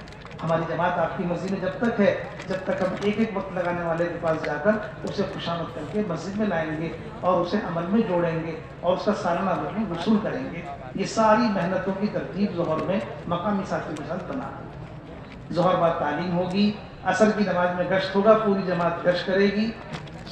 असर की नमाज से पहले थोड़ा वक्त अगर मिल जाएगा तो उसमें इंफरादी तौर पर सीखने सिखाने का वक्त दे दिया जाए। सुबह आपने कुरान का सीखना सिखाना किया था, शाम में नमाज में कुरान के अलावा जो चीज़ें पढ़ी जाती हैं पहले उन्हें सिखाओ ताकि हर साथी की नमाज मुकम्मल हो जाए। इस तरह असर की नमाज जब हो गई तो गश्त करें, सारी जमात बल्कि उमूमी गश्त करेगी। और मगरिब की नमाज के बाद बयान होगा, सहाबा की कुर्बानियों के वाक़यात सुनाकर हम तशकील करेंगे और उसमें नगद जमात बनाने की मेहनत करेंगे। तशकील नगद करो, उधार उसको देना है जो मांगे, वरना अपनी तरफ से तशकील नगद करो। जो आज तैयार ना हो उसे कल की तारीख बताएंगे, जो आज तैयार हो जाएगा उसे आज तैयार करेंगे। ईशा की नमाज के बाद मौका है तो मुलाकातें करनी चाहिए। सुबह फजर के बाद जो मुलाकातें होंगी या ईशा के बाद या इसके अलावा भी किसी टाइम में मुलाकातें होंगी, ये मुलाकातें दावत और तालीम और इस्तिक़बाल का अमल मस्जिद में हो रहा होगा और बाहर 2-2, 3-3 आदमी की जोड़ी बनाकर हम मकामी लोगों के साथ सारे चारों तरफ माहौल में भेज देंगे और खुशामद करके इनका काम होगा एक एक ईमान वाले को मस्जिद में ला के अमल में जोड़ना और फिर उससे सारी बातें करना। इस तरह मस्जिद के माहौल में मेहनत होगी मस्जिद की आबादी के साथ। रात के हिस्से में कोशिश करो सारी जमात तहज्जुद का एहतमाम करे। काम नहीं है तो जल्दी सो जाओ, काम है तो दावत तालीम ज़िक्र इबादत का कोई अमल है तो उसे करके सो, नहीं तो जल्दी सो जाओ। देर तक बातें मत करो, रात को तहज्जुद में उठने की नीयत करो। जो ना उठ सकता हो अपने साथी को कहकर सोए, लेकिन अल्लाह के रास्ते में निकलकर तहज्जुद ना पढ़ना ये बड़ा नुकसान है। इसे तहज्जुद का एहतमाम करो। सायात में उठते रहो, अल्लाह से मांगते रहो। कोई आखिरी हिस्से में उठे, कोई दरमियान में उठे, कोई अव्वल हिस्से में उठे। इस तरह तहज्जुद का एहतमाम करके पूरी जमात अल्लाह से खूब मांगे। दिन की मेहनत में नूर रात के मांगने से आएगा और दिन की मेहनत का मुजाहिदा रात के अमल के लिए खड़ा करेगा। इसके लिए दोनों चीज़ें जो है वो मजबूत होनी चाहिए, तो इसका भी एहतमाम करें। कोशिश ये करें, किसी जमात के लिए भी इसकी इजाज़त नहीं है कि वो मोबाइल फ़ोन अपने साथ लेके जाएं, न किसी जमात के लिए न किसी साथी के लिए। कोशिश करो जब बैठो तो सबके मोबाइल उनके घर भिजवाओ या जमा करके एक तरफ रख दो। इसके साथ वक्त लगाने में कोई खैर नहीं है, कोई खैर नहीं है, बल्कि अब शर ज़्यादा हो रहा है। खरूज घर कारोबार के बगैर होता है, सारा घर कारोबार मोबाइल में बंद है। दुकान खोलने की ज़रूरत नहीं है, मोबाइल से सारा कारोबार हो जाएगा। घर जाने की ज़रूरत नहीं है, सारे घर वाले मोबाइल में कैद हैं। जब चाहे बटन दबाओ जिसको देख लो। इससे चिल्ला नहीं लगता, इससे 4 महीने नहीं लगते। इसलिए इसका एहतमाम करो। दवा तो खा रहे हो, परहेज नहीं करोगे तो दवा का असर ख़त्म हो जाएगा। परहेज ये है कि लायानी से बचो। सबसे बड़ी लायानी मोबाइल है, सबसे बड़ी लायानी मोबाइल है, इससे बचो। और दवा ये है कि आमाल में लगो, आमाल का असर ख़त्म कर देगा ये मोबाइल। इसलिए दरख्वास्त है सबसे कि आप इसके बगैर जमात में जाओ ताकि आपके रात दिन सही गुजरें। دعا کر کے جاتے ہیں اللہم انت الصاحب فی السفر، اے اللہ سفر میں میرا ساتھی بن جا، والخلیفۃ فی الاہل، اور میرے اہل و عیال کا خلیفہ بن جا۔ اللہ کے بھروسے پر یہ کام کر کے جا رہے ہیں، لیکن موبائل ساتھ لے کے جاتے ہیں تو یہ کبھی توکل پیدا نہیں ہونے دے گا۔ جب تک گھر والوں کو دیکھ نہیں لیتے چین نہیں پڑتا، اپنے آپ کو دکھا نہیں دیتے تو چین نہیں پڑتا۔ تو دعا کس لیے مانگی تھی؟ اللہم انت الصاحب فی السفر والخلیفۃ فی الاہل، اللہ کو خلیفہ بنایا تھا اہل و عیال کا، لیکن اطمینان نہیں ہے اللہ کی ذات پر جب تک خود خبر نہ سن لیں۔ اس لیے درخواست ہے پرہیز کے طور پر اس سب سے بڑی لایانی کو گھر چھوڑ کے جانا ہے، اور دوا کے طور پر سارے اعمال میں اپنے آپ کو 100% لگا کے چلنا ہے۔ کرو گے، اللہ تعالی ہم سب کو عمل کی توفیق عطا فرمائے۔